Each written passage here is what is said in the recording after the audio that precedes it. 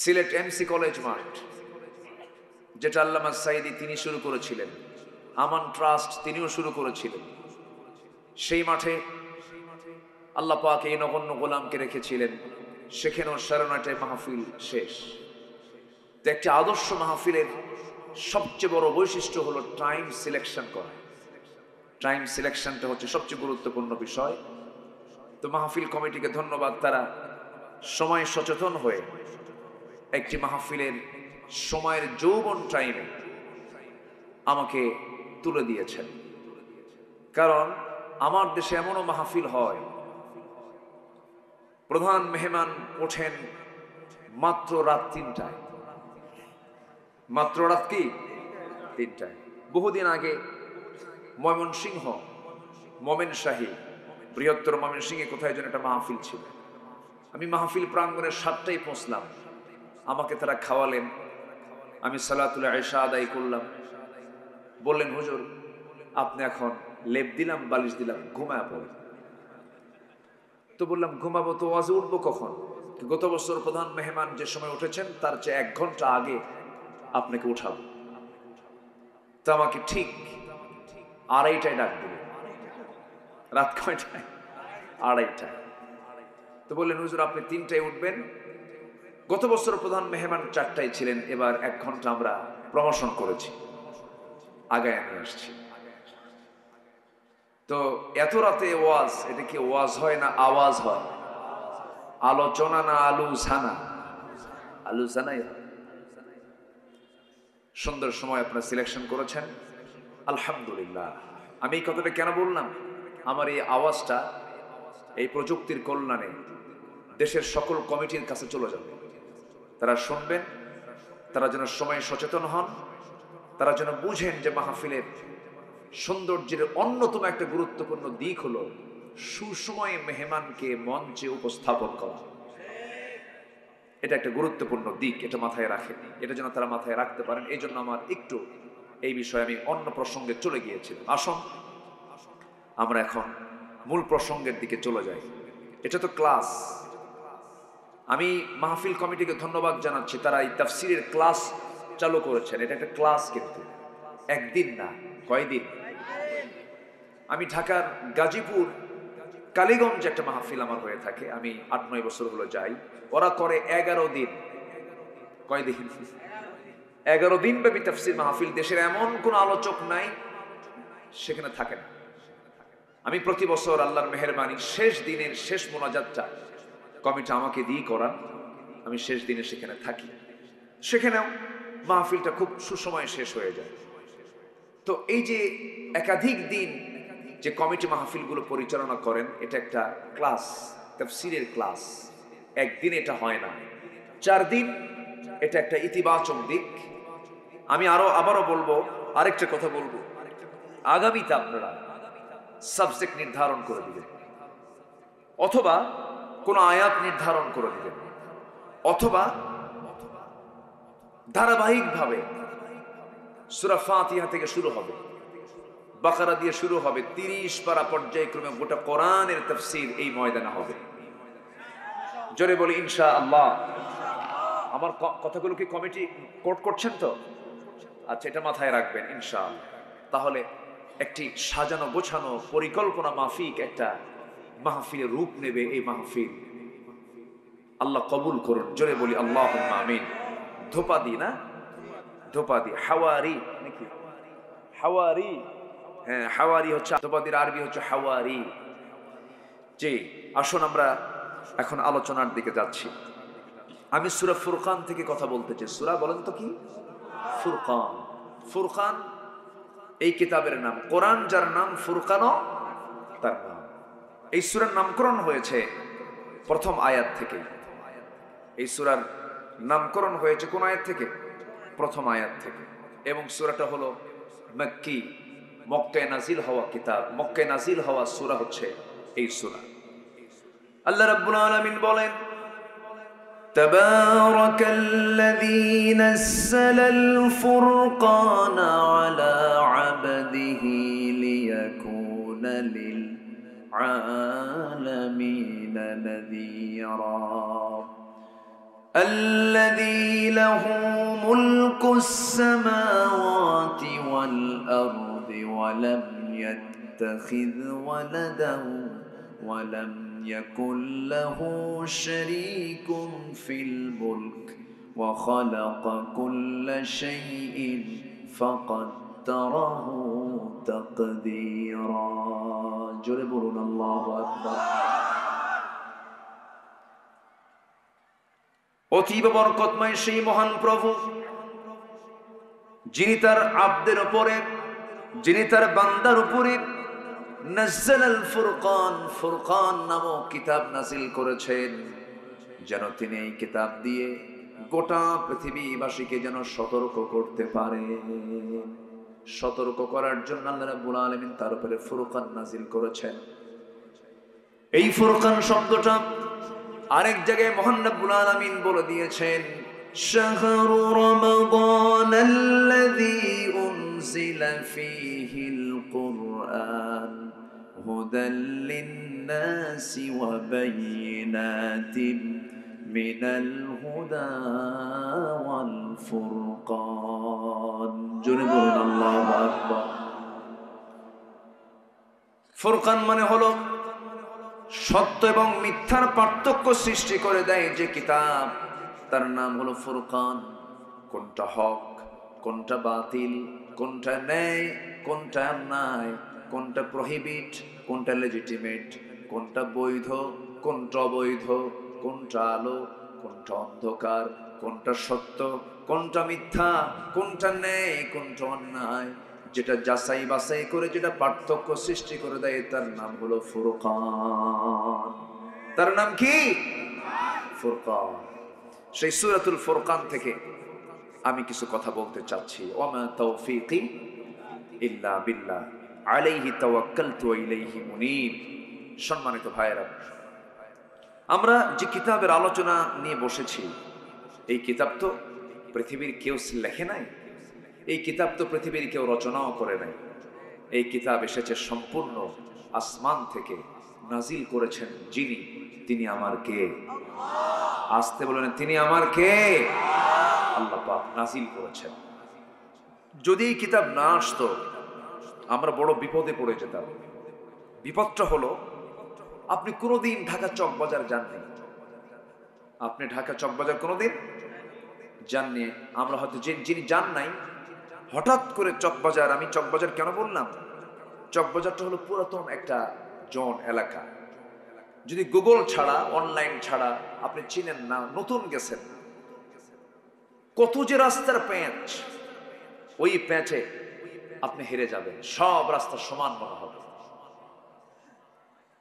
তখন আপনি হেরে যাবেন আপনার মাথার কাজ করবেন কিন্তু সেই সময় যদি আপনার একজন গাইডার থাকে একজন গাইড যদি থাকে যে তুমি কোথায় যাবা আমি হোসনি দালান যাব তুমি কোথায় যাবা অথবা আহসান মঞ্জিল যাব তখন একজন যদি আপনাকে ধরে নিয়ে চলে যায় তখন আপনি পথটা পেয়ে গেলেন একজন পথ আপনাকে দেখায় দিল তো এই যে পথটা দেখায় দিল তখন আপনার কি সেই টেনশন সেই ভয় হেরে যাওয়ার কোনো ভয় এটা থাকবে থাকবে না ঠিক তেমনি কিয়ামতের কঠিন কণ্টাকে কীর্ণ ময়দান যেদিন কেউ কাউকে চিনবে না কেউ পথ বলতে পারবে না সেই কঠিন ময়দানে আমার রাস্তা আমি খুঁজে পাবো কেমনে সেই খুঁজে পাওয়ার জন্য যিনি সহজ ব্যবস্থা করেছেন তিনি কে তিনি ব্যবস্থা করে দিবেন যদি তার দেওয়া বিধান এই কোরআনকে যদি আমরা সুন্দর করে খুঁজে বুঝে পড়তে পারি তাহলে কোরআন আমাকে সেই দিন ওই রাস্তা বের করে দিবে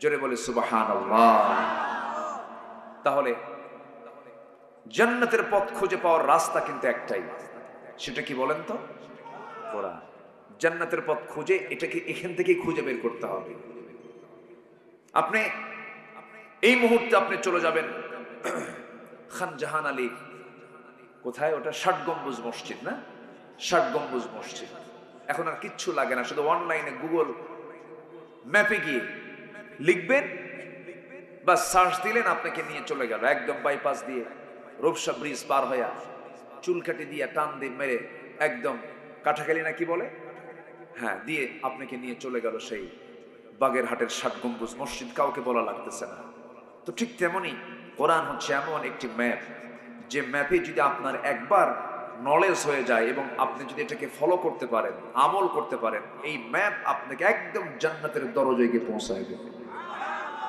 জোরে বলে সুবহানাল্লাহ। আল্লাহ রাব্বুল আলামিন বলেন, আলিফ লাম রা কিতাবুন আনজালনাহু ইলাইকা লিতুখরিজান নাস মিনাজ যুলুমাতি ইলান নূর। নবী, আমি আপনার উপরে যে কিতাব নাজিল করেছি, এই কিতাব নাজিলের মূল উদ্দেশ্য হলো আপনি যেন এই কিতাব দিয়ে অন্ধকারে থাকেন জাতিকে, বিপদে থাকা জাতিকে, পথ হারা জাতিকে আপনি যেন পথের দিশা দিতে পারেন, অন্ধকারে থাকা জাতিকে যেন আলোর দিকে নিয়ে যেতে পারেন। যেখানে আলো থাকবে সেখানে অন্ধকার থাকবে না, অন্ধকার পালিয়ে যাবে, আলো আসবে, অন্ধকার দূর হয়ে যাবে। কোরআন হচ্ছে আলো, যেখানে অন্ধকার থাকার কোনো সুযোগ নাই। অন্ধকারটা কি? অন্ধকার হলো ইসলাম গর্হিত যত অপকর্মগুলো আছে সেগুলো হচ্ছে অন্ধকার। যেমন সুদ অন্ধকার, ঘুষ অন্ধকার, জেনা অন্ধকার, মদ অন্ধকার। এই সমস্ত অন্ধকারগুলো যেখানে কোরআন প্রতিষ্ঠিত হয়ে যাবে, আপনি এগুলো বন্ধ হয়ে যাবে। আমার বন্ধুগণ, কিন্তু এই কোরআন আজকে আমাদের সামনে থাকার পরেও, কোরআনটা শুধু প্রতিষ্ঠিত না থাকার কারণে আজকে কোরআন প্রতিষ্ঠিত নাই বলে আজকে সমাজে মদ প্রতিষ্ঠিত কিনা বলেন, জেনা প্রতিষ্ঠিত কিনা বলেন, জেনা প্রতিষ্ঠিত, মদ, জেনা, জুয়া, সুদের কারবার, এগুলো প্রতিষ্ঠিত হয়ে আছে।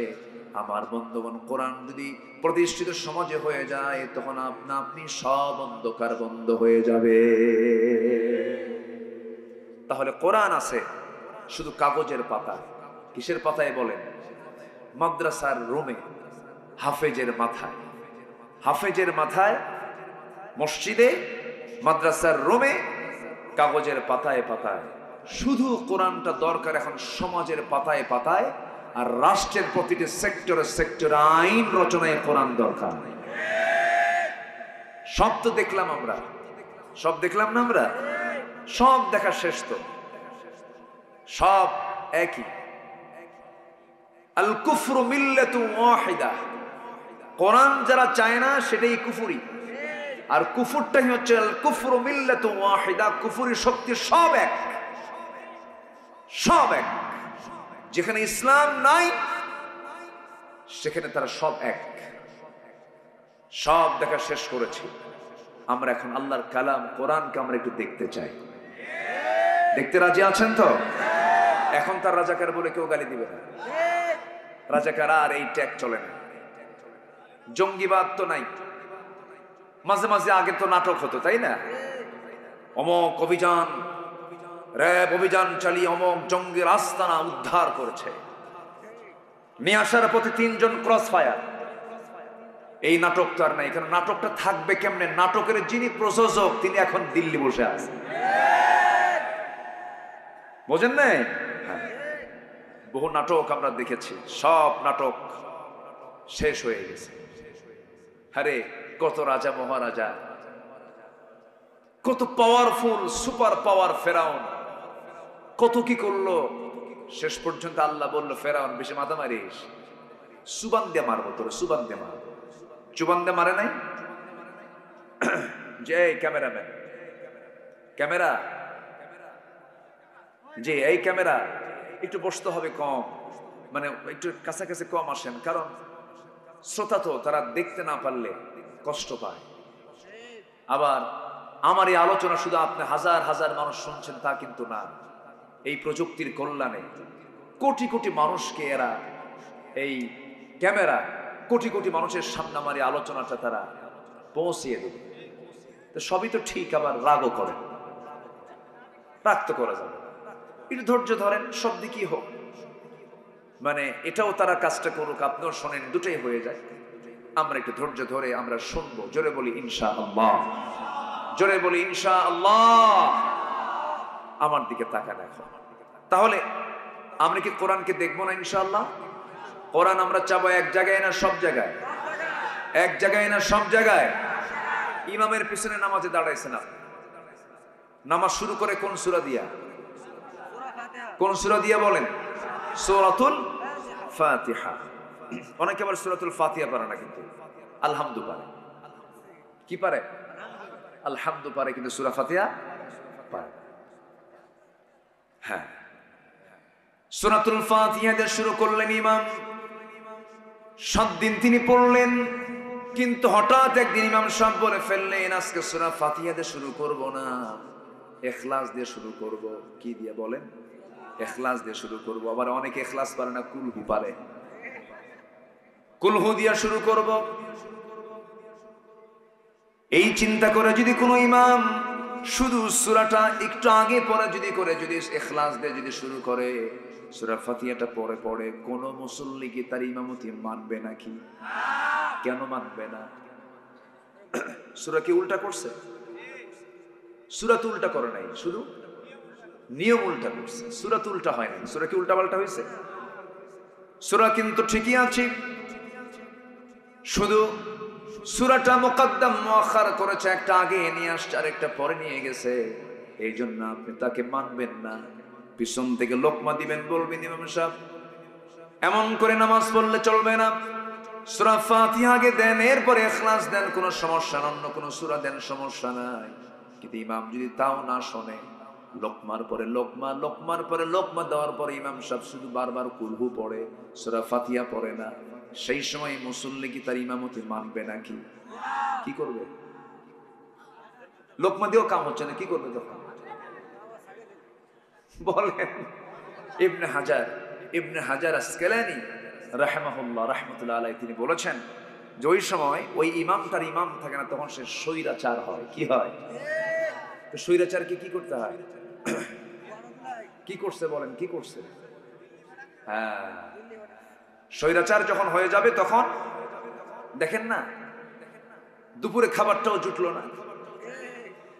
খাবারটা কি জুটছে? ইমিগ্রেশন ক্রস করবে, একটু আরামে ব্যাগ বুক নেবে, অমুক শাড়ি বাদ আছে, অমুক কাপড় চোপড় বাদ আছে, অমুক কসমেটিক্স বাদ আছে, গোছগাছ কইরা, জীবন তো কয়েকদিনের জন্য, গোছগাছ কইরা যে নেবে এই সুযোগটাও তো পায় না। শুধু স্বৈরাচারী আচরণের জন্য ভাঙ্গা হেলিকপ্টারে করে দিল্লি আল্লাহ পাক পাঠায় দিয়েছেন। যা, স্বৈরাচার হওয়া যাবে না। সম্মানিত ভাইয়েরা, যারা আমার দেশকে আধিপত্যবাদীদের হাতে ছেড়ে দেয়, তারা কি দেশের কোনোদিন বন্ধু হতে পারে? আসতে বলবেন না, বন্ধু হতে পারে? আমার দেশকে আমরা শাসন করব, কোন আধিপত্যবাদকে আমরা প্রশ্রয় দেব না। এদেশের 1 ইঞ্চি মাটি আমরা অন্যদের দখলে নিতে দেব না। এদেশের সংস্কৃতিকে আমরা লালন করব, অন্য কোন সংস্কৃতি আমরা লালন করব না। এই দেশ আমাদের দেশ। অন্য কোন বহির আগমন ঘটবে আমার দেশে, এটা আমরা সহ্য করতে পারবো না। সম্মানিত ভাইয়েরা, ইমাম যদি সূরা ফাতিহাকে যদি পড়ে দেন, ইখলাস যদি আগে দেন, আপনি যেমন মানবেন না। ইবনে হাজার আসকালানী বলেছেন, ওই সময় ওই স্বৈরাচার ইমামের পেছনে যে মুসল্লি নামাজে দাঁড়াবেন, তার দায়িত্ব হলো নামাজ ছেড়ে দেওয়া। নামাজ ছেড়ে দিয়া 2 হাতের এই কাপড়টা ভাঁজ কইরা, কোনো কথা নাই ইমামের, ওই স্বৈরাচারের ঘাড়কে ধরা শক্ত করে ধরে মটকায় দিয়া, ধাক্কা মেরে মসজিদ থেকে বের করে দিয়া নতুন ইমাম নিযুক্ত করতে হবে। কি কথা কি বুঝতেছেন আপনারা? তাহলে ইমামের দোষ কি হলো? ইমাম সাহেব কি সূরা কেরাত কি ভুল করেছে? শুধু কি করছে? নিয়মটা উল্টা করেছে। সূরা কেরাত কিন্তু ভুল করেনি, শুধু একটা সূরা আগে দিয়েছে আর একটা সূরা পরে দিয়েছে। এই জন্য সে যদি স্বৈরাচার হয়ে যায়, আজকে সমাজ চলতে নিয়ে, আজকের এই রাষ্ট্র সমাজ পরিবার চালাতে নিয়ে ইসলামকে বাদ দিয়ে যদি অন্য কোন তন্ত্র মন্ত্রকে যদি চালু করে, আমাদের দায়িত্ব হলো ঘাড় ধাক্কা দিয়ে বের করে সেখানে ইসলামকে বুলাক করে নেওয়া। কি দায়িত্ব আছে আমাদের? না চুপ করে থাকবো? চুপ করে থাকার কোন সুযোগ কি মুসলমানকে আল্লাহ দিয়েছেন? কাজ করতে হবে, আমরা কাজ করব, জোরে বলি ইনশাআল্লাহ। সম্মানিত ভাইরা, আমি যেখান থেকে কথা বলতে চাচ্ছি সেখানে আল্লাহ রাব্বুল আলামিন সেই রুকুর ভিতরে প্রথমে তিনি তার নিজের পরিচয় দিয়েছেন, এরপরে তার পছন্দের বান্দাগুলো কারা, তার পছন্দের তার প্রিয় বান্দাগুলো কারা, তাদের কিছু গুণ, তাদের কিছু বৈশিষ্ট্য, তাদের কিছু স্বভাব আল্লাহ পাক তুলে ধরেছেন, এবং এই স্বভাবগুলো যারা আনবে তাদের জন্য সুন্দর জান্নাতের একটা অফার আল্লাহ রাব্বুল আলামিন আয়াতের এই সূরার শেষে দিয়েছেন। জোরে বলি সুবহানাল্লাহ। বলেছেন হাসুনাত মুস্তাকাররাও ওয়া মুকামা, এটা দিয়ে শেষ করেছেন। আসুন এখন মূল আয়াতের দিকে যাই। আমাকে সময় দিচ্ছেন তো সবাই? আমাকে সময় দিচ্ছেন তো? কারো কোনো সমস্যা নাই? জোরে বলি ইনশাআল্লাহ। আসুন, অনেক মা বোন আজকের মাহফিলে আসছে না? মা বোন নাকি অনেক হয়েছে, বেশি। লেডিস ফার্স্ট, মেয়েরা যেখানে সেখানে মেয়েরাই ফার্স্ট। ভালো, আলহামদুলিল্লাহ, মেয়েরা বেশি থাকা ভালো। তারা মার্কেটও বেশি যায়, অবশ্য মার্কেটও বেশি। জি আসুন, আল্লাহ রাব্বুল আলামিন বলেন তাবারাকাল্লাযী জাআলা ফিস সামাই বুরুজান ওয়া জাআলা ফিহা সিরাজান ওয়া কমারান মুনীরা ওয়া হুয়াল্লাযী জাআলাল লাইলা ওয়ান নাহারা খিলফাতান লিমান আরাদ আন ইয়াযযাক্কারা আও আরাদা শুকুরা। সূরাতুল ফুরকান আয়াত নাম্বার 61-62 আল্লাহ রাব্বুল আলামিন আগে নিজের বড়ত্বের প্রকাশ করেছেন, নিজের বড়ত্বের পরিচয় দিয়েছেন। আমি কত বড় দেখো। তিনি বলছেন অতীব বরকতময় সেই মহান প্রভু, যিনি আকাশে বহু গ্রহ রাজি সৃষ্টি করেছেন এবং সেখানে রেখে দিয়েছেন প্রদীপ্ত সূর্য এবং আলোকিত চাঁদ, সেখানে রেখে দিয়েছেন। দিনের বেলা সূর্য রেখেছেন তিনি আল্লাহ, রাতের বেলার চাঁদও রেখেছেন কেউ না, তিনি কে বলেন? আল্লাহ। এই যে সূর্যটা আমাদেরকে তাপ দেয়নি প্রতিনিয়ত, আজকে দিনের বেলা আমরা যে সূর্যের তাপটা পেয়েছি 25 ডিগ্রি, 26 ডিগ্রি, 27, 28, বড় জোর 30 পর্যন্ত আমরা পেতে পারি। এই সূর্যের এই তাপমাত্রা দুনিয়াতে পৌঁছেছে মাত্র এসে 25 থেকে 30 ডিগ্রি সেলসিয়াস আমরা পাচ্ছি। আরবে 40, 48, 50 ডিগ্রি সেলসিয়াস তাপমাত্রা পর্যন্ত হয়ে থাকে। 55, আমি হজে গিয়ে 55 পর্যন্ত পেয়েছি তাপমাত্রা। আমার বন্ধুগণ, কিন্তু যে আশ্চর্য হয়ে যাবেন, এই যে সূর্য আমরা দেখতে পাই এত দূরে আল্লাহ রাব্বুল আলামিন রেখে দিয়েছেন, যাকে আমরা প্লেটের মতো দেখি। এই সূর্যের আভ্যন্তরীণ তাপমাত্রা, ইন্টারনাল যে তাপমাত্রা, সূর্যের একদম ইন্টারনাল ভিতরগত তাপমাত্রা হলো 15 million degree Celsius. 15 million, 15 million, কিন্তু 15 লক্ষ নয়, 15 মিলিয়ন ডিগ্রি সেলসিয়াস তাপমাত্রা। আমার দেশে 40-42 তাপমাত্রা হলে পরে স্ট্রোক করে মরে, গরমে হিট স্ট্রোক করে। আর সেই সূর্য থেকে তাপ কমায়া কমায়া কমায়া কমায়া এত কমে আসার, সূর্যের ভিতরে আভ্যন্তরীণ তাপমাত্রা হচ্ছে 15 মিলিয়ন ডিগ্রি সেলসিয়াস। সুবহানাল্লাহ বলবেন না? ক্ষমতা কার? আচ্ছা, এইরকম পরিচয় কি পৃথিবীর কেউ দিতে পারবে? পারবে না। আমেরিকার লস অ্যাঞ্জেলস, ক্যালিফোর্নিয়া, না ক্যালিফোর্নিয়া, লস অ্যাঞ্জেলস দাবানলে জ্বলল। সুপার পাওয়ার আমেরিকা কাইথে পড়ে গেছে। আমেরিকা কি হয়েছে? কাইথে পড়ে গেছে, পারলাম না, হলো না। সামান্য দাবানল নিয়ন্ত্রণ করতে পারে না। আর আমার রব যে সূর্য দিয়েছেন, সেই সূর্যের আভ্যন্তরীণ তাপমাত্রা হচ্ছে 15 মিলিয়ন ডিগ্রি সেলসিয়াস। এই যে আমরা লোহা দেখতে পাচ্ছি, এই লোহা ছাড়া তো পৃথিবীর কিছুই হয় না। একটা স্ট্রাকচার তৈরি করতে গেলে গাড়ি লোহা লাগবে, ক্যামেরা বডি লোহা লাগবে। এরপর আপনি যে কোনো জিনিস আপনি তৈরি করতে যাবেন, আগে লোহা দরকার। এই লোহা পৃথিবীর কেউ বানায় নাই।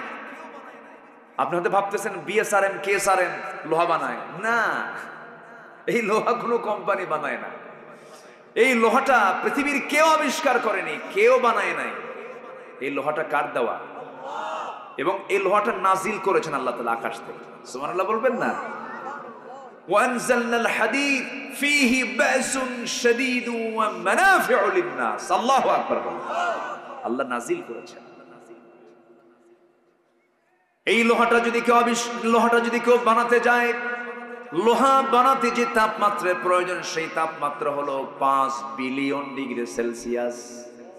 5 বিলিয়ন ডিগ্রি সেলসিয়াস, যা সূর্যের দ্বারাও সম্ভব নয়। তাহলে লোহাটা আসলো কোন জায়গা থেকে? বিজ্ঞান গবেষণা করে বলছে বহির্জগৎ থেকে আসছে। হয়তো কোনো সুপারনোভা বিস্ফোরণ হয়েছে, সেখান থেকে লোহা নাজিল হয়েছে। আল্লাহ বলছেন ১৫০০ বছর আগে আমি আল্লাহ রাব্বুল আলামিন আসমান থেকে লোহা নাজিল করে দিয়েছি। কি কুদরত আল্লাহ! আল্লাহ বলছেন বান্দা, এমন পরিচয় পৃথিবীর কেউ তোমাকে দিতে পারবে না যে পরিচয় আমি দিচ্ছি। আমি রব, আমার পরিচয় দেখ। আমার পরিচয়টা কি? আমি হলাম সূর্যের মালিক, ওয়াকামারাম মুনিরা, এবং আলোকিত চাঁদের মালিক। চাঁদের নিজস্ব কোনো আলো নাই। বিজ্ঞান হালে এসে বলে দিয়েছে। আর কোরআন আজ থেকে ১৫০০ বছর আগে রাসূলকে জানিয়ে দিয়েছেন, হে রাসূল আমি হলাম আলোকিত চাঁদের মালিক। জোরে কোন সুবহানাল্লাহ। ওটা আলোকিত হয়, অন্যের আলোতে আলোকিত হয়, নিজস্ব কোনো আলো নাই। আল্লাহ রাব্বুল আলামিন সেকেন্ড আয়াতে বলছেন, ওয়া হুয়াল্লাযী জাআলাল লাইলা ওয়ান নাহারা খিলফাতান লিমান আরাদা আন ইয়াযাক্কারা আও আরাদা শুকুরা। এবার তিনি বলছেন, তিনি সেই মহান প্রভু যিনি রাতের মধ্যে দিন ঢুকান, দিনের মধ্যে রাত ঢুকান। এখন দিনটা একটু ছোট হচ্ছে না বড় হচ্ছে? বলেন বলেন বলেন। শীতের মধ্যে কি ছিল? ছোট ছিল। ঘুম থেকে উঠেই দেখা যায় 12টা বেজে গেছে। এই যে রাত ছোট, আবার দিন বড়, আবার দিন বড় রাত ছোট, এটা কেউ করে না। এটার একমাত্র ক্ষমতা যিনি রাখেন তিনি আমার কে? তিনি আমার কে? রাতের মধ্যে দিন ঢুকায় দেন, দিনের মধ্যে রাত ঢুকায় দেন। তুলিজুল লাইলা ফিন নাহারি ওয়া তুলিজুন নাহারা ফিল লাইলি ওয়া তুখরিজুল হাইয়া মিনাল মাইয়িতি ওয়া তুখরিজুল মাইয়িতা মিনাল হাইয়্যি ওয়া তারযুকু মান তাশাউ বিগাইরি হিসাব। জোরে বলুন আল্লাহু আকবার। তুমি প্রভু আল্লাহ রাতের মধ্যে দিন ঢুকাও, দিনের মধ্যে রাত ঢুকাও। জিন্দাকে মুর্দা করো, মুর্দাকে জিন্দা করো। সকল ক্ষমতা একমাত্র কার? সে আল্লাহ বলছেন, বান্দা এমন পরিচয় তো কেউ দিতে পারবে না, আমি একমাত্র এই পরিচয় দিতে পারি। এবার আল্লাহ রাব্বুল আলামিন বলছেন, বান্দারে আমাকে ভুলে যাবি না। আমি তোর জন্য কি ব্যবস্থা করে নাই সব ব্যবস্থা রেখে দিয়েছি। সূর্য দিলাম, চন্দ্র দিলাম, বৃষ্টির প্রয়োজন বৃষ্টি দিলাম। সেই বৃষ্টিটার পদ্ধতি কত সুন্দর করে আমি তোর সামনে প্লেস করলাম। এমন সুন্দর করে আল্লাহ রাব্বুল আলামিন বৃষ্টির ব্যবস্থা করে দিয়েছেন। এমন সুন্দর করে বৃষ্টির পদ্ধতি, ওয়াটার সাইকেল করেছেন, পানি চক্র করেছেন। এই মাটির, এই আমার আপনার বাড়ির সামনের জোলা থেকে পানিগুলো তোলেন, ময়লা পানিগুলো সুন্দর করে ফিল্টারিং করে তোলেন। তিনি আমার কে? শীতের দিন পানিগুলো কমে কমে যায়, পুকুরের পানি কমে না? কমে যায়, এটা বাষ্পীয় হয়ে যায়। কিন্তু লবণ পানি যদি হয় লবণ পানি তোলেন না, ময়লা পানি যদি হয় ময়লা পানি তোলেন না। একে ফিল্টারিং করেন। ফিল্টারিং মেশিন কি দেখা যায় নাকি? দেখা যায়। কিন্তু অবশ্যই এখানে পরিশোধন আছে না নাই?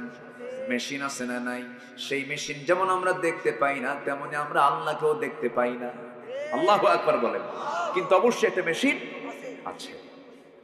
আমার বন্ধুগণ, আল্লাহ রাব্বুল আলামিন এই আবহাওয়া বিজ্ঞান নিয়ে কথা বলেছেন, সমুদ্র বিজ্ঞান নিয়ে কথা বলেছেন, মেঘমালা নিয়ে কথা বলেছেন। ১৫০০ বছর আগে যে তথ্য মহান রাব্বুল আলামিন দিয়েছেন, এমন তথ্য আজকের বিজ্ঞান যদিও তারা প্রমাণ করতে চেয়েছে, বলতে চাচ্ছে, কিন্তু তারা মূলত কোরআন কি গবেষণা করে তা বের করেছে। জোরে বলি আলহামদুলিল্লাহ।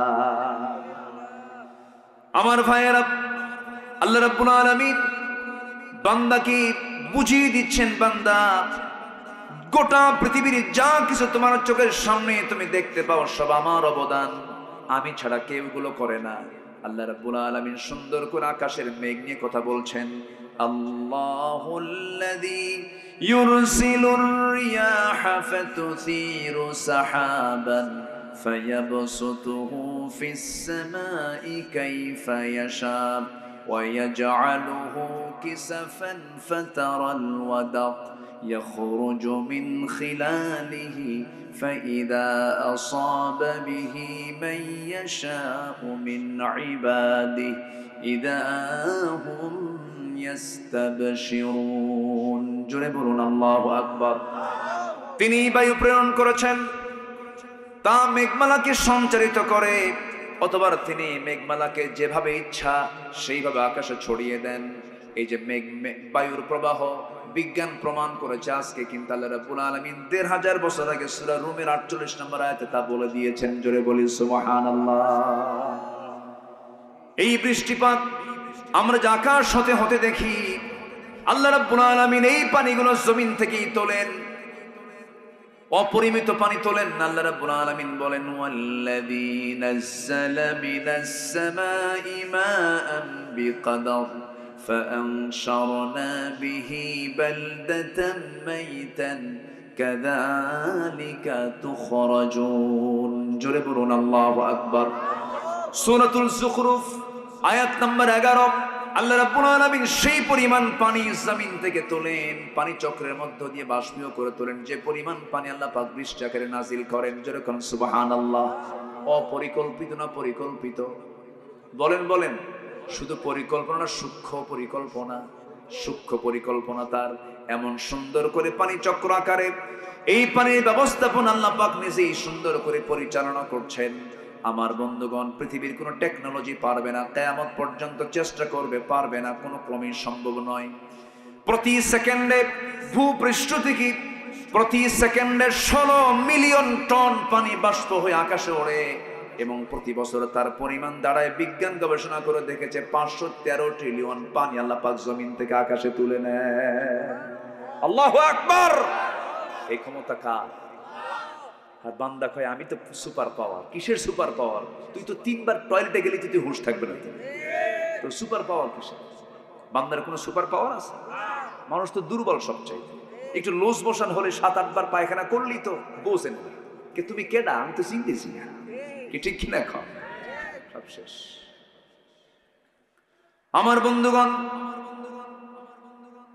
আল্লাহর বড়ত্ব, আল্লাহর মহত্ব, আল্লাহর বিশালত্ব যদি আমরা বুঝতে পারি, তখন আমার ভিতরে কোনো অহংকার কাজ করবে না, আমার মধ্যে বিনম্রতা চলে আসবে, আমার মধ্যে আল্লাহর ভয় চলে আসবে, পরকালীন জবাবদিহিতে চলে আসবে। এই জন্য আল্লাহ পাক তার নিজের পরিচয়টা আগে দিচ্ছেন, বান্দা আমার পরিচয়টা শোনো। এবার আল্লাহ রাব্বুল আলামিন বান্দাকে বলছেন, বান্দা তোর পরিচয় কেমন হওয়া দরকার, এবার তোর পরিচয় দিয়ে দিচ্ছি। এই সমস্ত গুণগুলো, বৈশিষ্ট্যগুলো তুই অর্জন করবি। আল্লাহু আকবার। কোরআন যত সাজানো গোছানো কিতাব, কোরআনের মজা যদি কেউ পায়, এই কিতাব ছাড়া পৃথিবীর কোনো কিতাব তার ভালো লাগবে না। জোরে বলে সুবহানাল্লাহ। আমরা এই কিতাবের সঙ্গে সম্পর্ক রাখবো বেশি। জোরে বলি ইনশাআল্লাহ। কোরআন পড়বো বেশি, কোরআন শুনবো বেশি, গান শুনবো। এই শুনবেন? হ্যাঁ, কোরআন ছাড়া অন্য কিছু শোনা যাবে? আসতে বলবেন না, শোনা যাবে? যাবে না। এই কান কে দিয়েছেন? মানে এই কান কে দিয়েছেন খারাপ কিছু শোনার জন্য? এই চোখ কে দিয়েছেন? চোখের পিছনে লক্ষ লক্ষ সূক্ষ্ম সূক্ষ্ম নার্ভ দিয়েছেন কে? এই চোখে যদি কোনো ধুলা ঢোকে, তখন সঙ্গে সঙ্গে চোখে কি বের হয়? পানি বের হয়। এই পানিটার পিছনে মেশিন দিয়েছেন কে? আল্লাহ। পানি বের হয়ে দ্রুত গতিতে, এই ওয়াইন্ডম্যান প্রথম দ্রুত গতিতে ধুলাবালিগুলো সাফ করে আল্লাহ চোখটাকে ফ্রেশ করে দেন। সুবহানাল্লাহ বলবেন না? গাড়ি চলতেছে, গ্লাসে ধুলা চলে আসছে, এখন তো অটোমেটিক অনেক উন্নত প্রযুক্তির গাড়ি চলে আসছে, চট করে ওয়াইফার চালু হয়ে যায়। ওয়াইফার যখন প্রয়োজন মনে করে যে পানির প্রয়োজন, পানিও চালু হয়ে যায়। আল্লাহ রাব্বুল আলামিন বান্দার চোখের ভিতরে যদি কোনো ধুলা ঢুকে যায়, চোখের পাপড়ি দিয়েছেন, খালি এরকম করবে আর ভিতর থেকে পানি চলে আসবে। সুবহানাল্লাহ বলবেন না? আমার বন্ধুগণ, এই বিশাল বডি, এই চোখ, এই কান, এই নাক, নাক, চোখ, কান, এটা যদি আমরা যদিও ছোট মনে করি, কিন্তু আমার কাছে মনে হয় পদ্মা মেঘনা যত বড়, যমুনা যত বড়, তার চাইতে বেশি বড় হলো চোখ, কান, নাক। জোরে কান সুবহানাল্লাহ। বিশাল ফাংশন এই তিনটা অঙ্গের ভিতরে, ইএনটির ভিতরে বিশাল আল্লাহ পাক এর মধ্যে ফাংশন রেখে দিয়েছেন। মাথা থেকে পা পর্যন্ত এই বডি সুন্দর করে বানিয়ে দিয়েছেন তিনি আমারকে। আমাদের দেহে যে ডিএনএ আছে, এই ডিএনএ, যে পরিমাণ ডিএনএ আছে তার দৈর্ঘ্য যদি আমরা মাপতে যাই 2000 কোটি কিলোমিটার, যা পৃথিবী থেকে সূর্য পর্যন্ত 50 বার ঘুরে আসা যাবে। আল্লাহু আকবার বলেন। এই ডিএনএ তে যে ইনফরমেশন আছে তা যদি লেখা হয় তবে তা হবে 900 খণ্ডের বিশালাকার এনসাইক্লোপিডিয়ার সমান, যেখানে প্রতিটি খণ্ডের পৃষ্ঠার সংখ্যা হবে 500। বিশাল বড় একটা পাণ্ডুলিপি তৈরি হয়ে যাবে। আমাদের দেহে যে কোষের সংখ্যা আছে, যে কোষগুলো আছে, সবচেয়ে ছোট অংশের নাম হলো কোষ। এই কোষের পরিমাণ হলো 37.2 trillion. 37.2 trillion, million, billion, trillion. কয়জন মানুষের দেহে? একজন। বলেন কয়জন? কয়জন?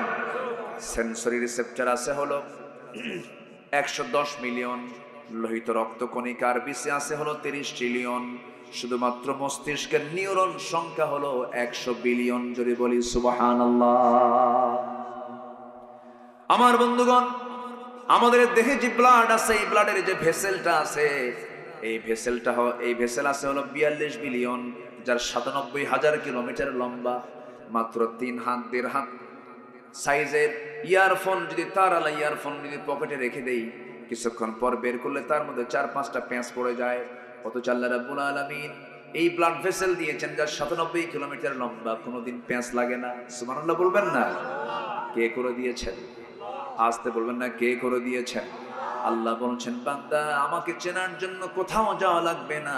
ফি আনফুসিকুম আফালা তুবসিরুন। বান্দা নিজের দিকে তাকায় দেখো, আমি তোমাকে কত সুন্দর করে বানাইয়া দিছি।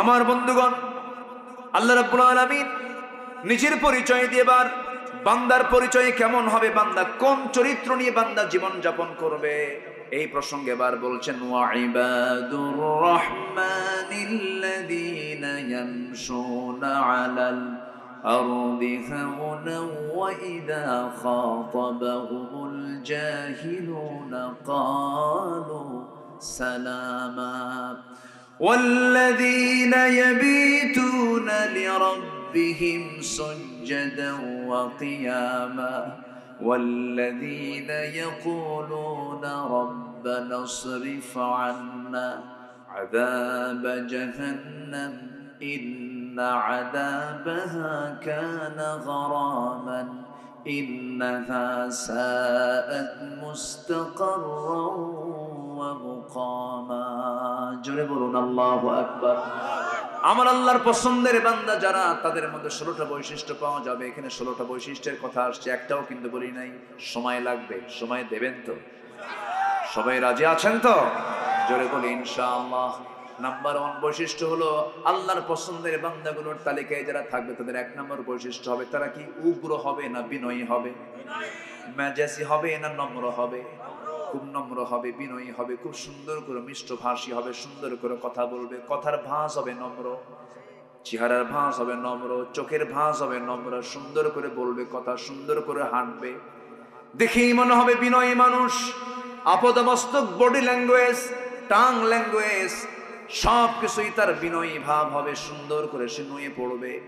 রহমানের যারা বান্দা হবে, রাসূল যখন রাস্তায় হাঁটতেন কখনো তিনি সামনের দিকে তাকায় তাকায় হাঁটতেন না, বুক উঁচু করে হাঁটতেন না, মাথা একটু নিচু করতেন, বুকের সাইড একটু নিচু করতেন, 2 পায়ের বৃদ্ধাঙ্গুলের দিকে নজর দিয়ে দিয়ে বিনয়ী বিনয় হয়ে আস্তে আস্তে জমিনে চলতেন।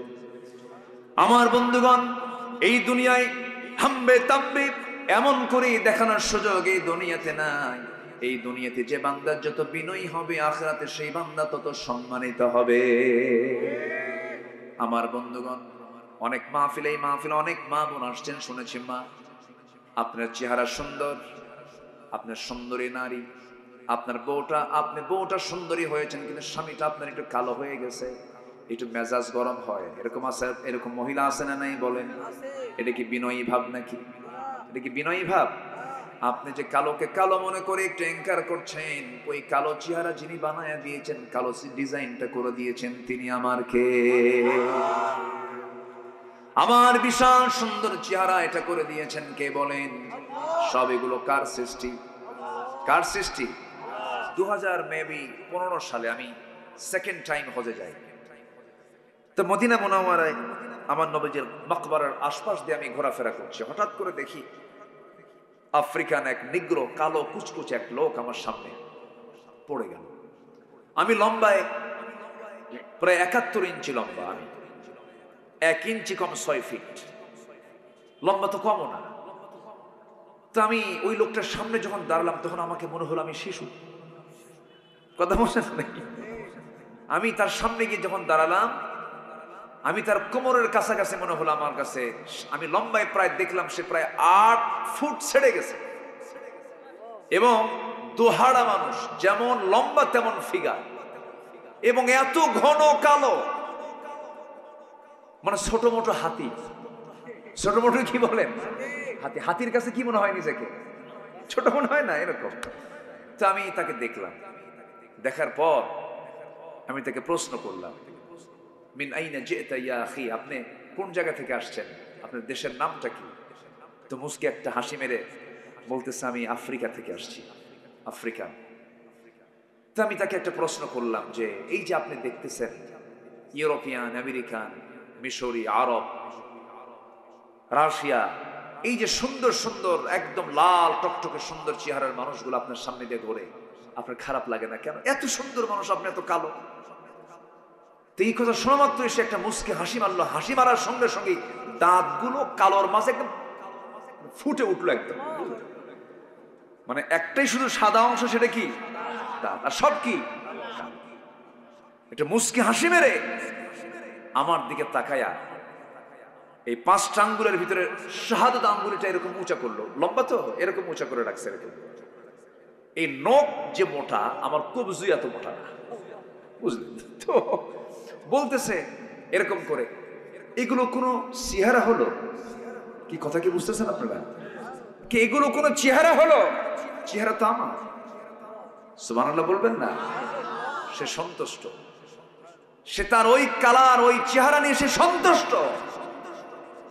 নিজেকে কখনো দুর্বল ভাববেন না। আমাকে আল্লাহ যা বানিয়েছেন, এটাই সবচেয়ে শ্রেষ্ঠ সৃষ্টি। আল্লাহ, আল্লাহু আকবার বলেন। আমরা সবাই সুন্দর। মা, স্বামীটা একটু কালো হয়েছে, মন খারাপ করবেন কেন? আল্লাহ তো বানিয়ে দিয়েছেন। মাঝে মাঝে অহংকার করে, বিনয়ী কি অহংকারী হয়? যে বিনয়ী হবে সে কি অহংকারী হবে? অহংকারী লোক কি বিনয়ী হতে পারে? আর বিনয়ী লোক কি কখনো অহংকার দেখাতে পারে? মাঝে মাঝে একটু হুমকি দেয়, তুমি যেরকম কালো মানুষ, আমার মতো একটা সুন্দরী মেয়েকে তুমি বউ হিসেবে পাইছো, এই তোমার 14 গোষ্ঠীর কপাল। এই কয় কি না কন? এরকম মহিলা আছে না নাই? কিছু হলেই এই জাতীয় কথা বলে ফেলে। কেন মা? এটা বলবেন কেন? কালো কে করেছেন? ধলা কে করেছেন? খাটো কে করেছেন? মোটা কে করেছেন? মাথার চুল নাই, একদম ইন্টারন্যাশনাল এয়ারপোর্ট ফাঁকা, এটা কে করে দিয়েছেন? তো ওনার তো কিছু করার নাই এখানে। আপনি টাকু বলবেন কেন? আপনাদেরকে টাকলা বলবেন কেন? আপনাদেরকে খাটো বলবেন কেন? আপনাদেরকে দেড়বাটারি বলবেন কেন? আপনাদেরকে ন্যাংরা খোলা বলবেন কেন? এটা বিনয়ের স্বভাব নয়, এটা অহংকারের স্বভাব। বলা যাবে না। বিনয়ী লোক এগুলো পাত্তা দেয় না, এগুলো পাত্তা দেয় না, এগুলো সুযোগ দেয় না, এগুলো মনেই করে না সে। আল্লাহ সব সৃষ্টি সমান, বলি আলহামদুলিল্লাহ। আমার নবীজি ছিলেন মসজিদে নববীর ইমাম, সাইয়েদনা বেলাল ছিলেন সেই মসজিদের মুয়াজ্জিন। আমার নবী ছিলেন বিশ্বের সেরা সুন্দর মানুষ। এমন সুন্দর মানুষ কিয়ামত পর্যন্ত দ্বিতীয় কোনো ব্যক্তি আর আসবে না। এত সুন্দর চেহারার মানুষ ছিলেন আমার রাসূল। তার পাশে বেলাল ছিলেন কালো কুসকুসে মানুষ, মাথার চুলগুলো খাড়া খাড়া, নাকটা মোচা, ঠোঁট ঠোঁটটা মোটার ঠেলায় নিচের দিকে নেমে গেছে, উপরের দিকে ঠোঁট চলে গেছে, দাঁতগুলো ফাঁকা ফাঁকা। এরপরে গায়ের ভিতরে একটা আফ্রিকান লোকের ভিতরে একটা গন্ধ গন্ধ ভাব আছে, এরকম টাইপের চেহারা, চেহারার কোনো সৌন্দর্য নাই। কিন্তু রাসূল বলেছেন, ও সাহাবীরা, আমার বেলালকে কষ্ট দিয়ে কথা বলবা না, আমার বেলালকে কালো বলবা না, আমার বেলাল আমার কলিজার টুকরা, আমি বেলালকে খুব ভালোবাসি। আবার নবীজি মেরাজ করতে গেলেন, জান্নাতের ভিতরে একা একা হাঁটেন। আমার নবীজি কেমন যেন আনইজি ফিল করছেন, এমন সময় আল্লাহ পাক তার কানের ভিতরে বেলালের হাঁটার আওয়াজ ঢুকায়া দিলেন। দুনিয়াতে এসে বলছেন, বেলাল রে, তোরে দুনিয়ায় রেখে গেলাম, কিন্তু জান্নাতের মধ্যে তোর আওয়াজ শুনলাম, তুই কি আমল আমল করিস?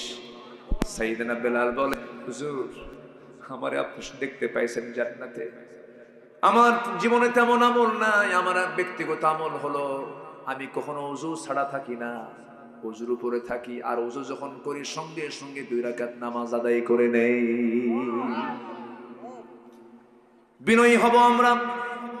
আমার নবীর সময় এক সাহাবীর বিয়ে হয় না, কালো কুসকুসে মানুষ, যেখানে মেয়ে দেখতে যায় মেয়েগুলো ভয়ে দৌড় মারে, এত কালো মানুষ পছন্দ হয় না।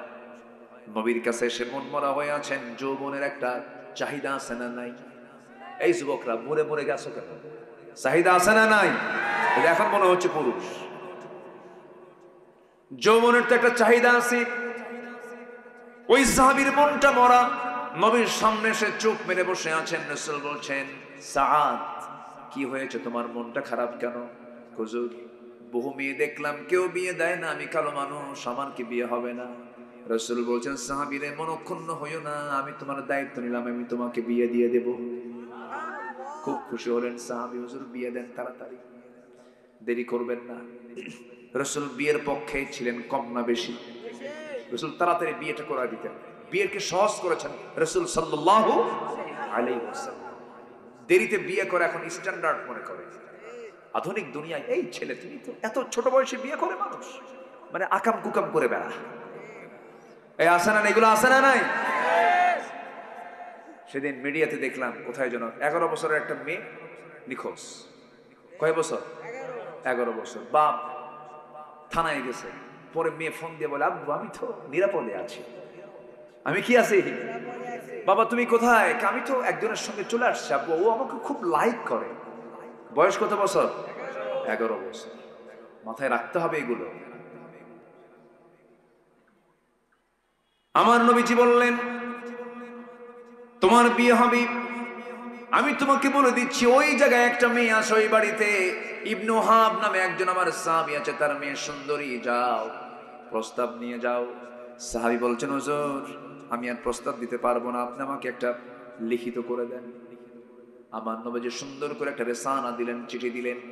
সেই চিঠিখানা নিয়ে মেয়ের বাবার কাছে গিয়ে সালাম দিয়ে বলেন, মেয়ের বাপ, এই যে চিঠি পড়, তাড়াতাড়ি ব্যবস্থা কর। তাড়াতাড়ি ব্যবস্থা কর।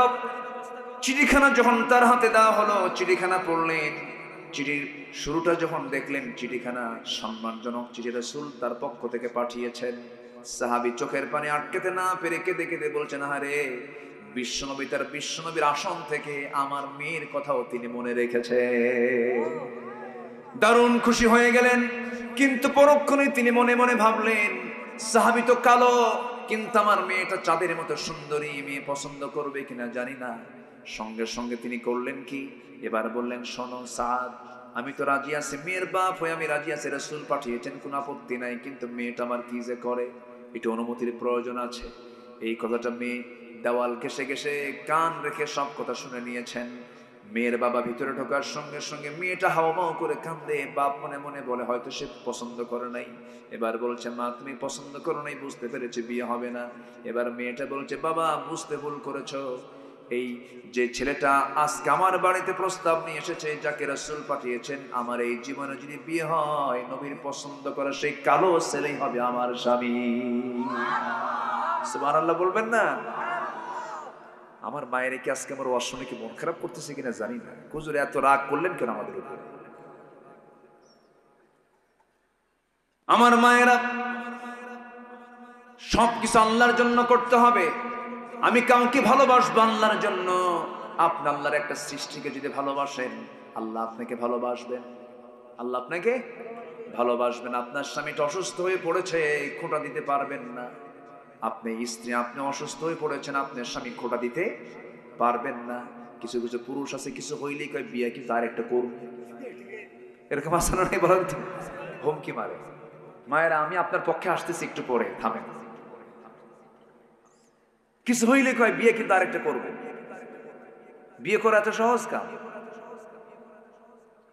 যদি আল্লাহ রাব্বুল আলামিন মাসনা ওয়া সুলাসা ওয়া রুবা ফানকিহু মা তাবা লাকুম মিনান নিসা মাসনা ওয়া সুলাসা ওয়া রুবা, বিয়ে করো তোমাদের ইচ্ছা মতো, 2 2 3 3 4 4টা বিয়ে করো। কিন্তু আল্লাহ এর পরেই বলছেন শোনো, কখনো সমতা রক্ষা করতে পারবে না। ইয়াদিলু,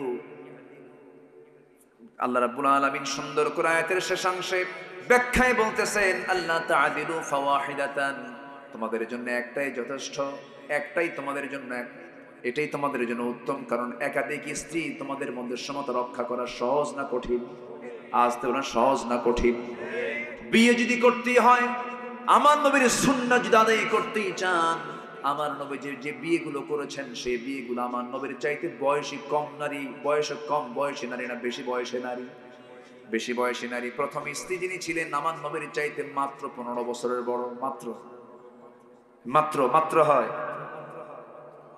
15 বছরের বড়। মানে একটা মহিলা 13 বছর বয়সে যদি বিয়ে হয়ে যায়, 15 বছরে মা হয়ে যাবেন, ছেলে বয়সী বলা যায়।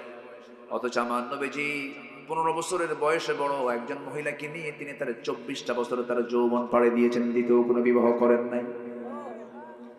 আমার নবীজি এমনও বলেন, আমার খাদিজা যদি জীবনের শেষ সময় পর্যন্ত বেঁচে থাকতো, আমার আল্লাহ আমাকে দ্বিতীয় কোনো বিবাহের অর্ডার দিতেন না। মানে কি, এই কথাগুলো কি বলে? বিয়ে ঘন ঘন করো। আমার মায়েরা মনে মনে বলতেছে হুজুর ভালো করে কম, ভালো করে কম।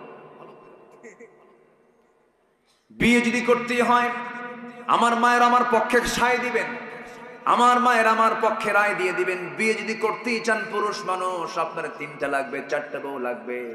রাসূল যে তরিকায় বিয়ে করেছেন, তিনি যে বিয়েগুলো করেছেন, সেই স্ত্রীগুলো ছিল হলো বয়স্কা মহিলা, যৌবন ছিল না, যুদ্ধে অসহায় হয়ে পড়ে গেছে, তাদেরকে নিয়ে এসে রাসূল স্ত্রীত্বের মর্যাদা দিয়েছেন। তালাক প্রাপ্ত বিধবা নারীকে আপনি বিয়ে করতে পারেন, তার অসহায়ত্ব দূর করার জন্য তাকে স্ত্রীত্বের মর্যাদা দিয়ে দিলেন, সম্মানের মর্যাদা দিয়ে দিলেন, এই জন্য আপনি তাকে বিয়ে করতে পারেন। কিন্তু আপনি বিয়ে করছেন বুড়া বয়সে, আপনি খোঁজেন 13 বছর 15 বছর, মতলব খারাপ। কি আসতে কন কেন? আমার মায়েরা আজকে দারুণ খুশি, হুজুর ওয়াজ একখান দিলেন।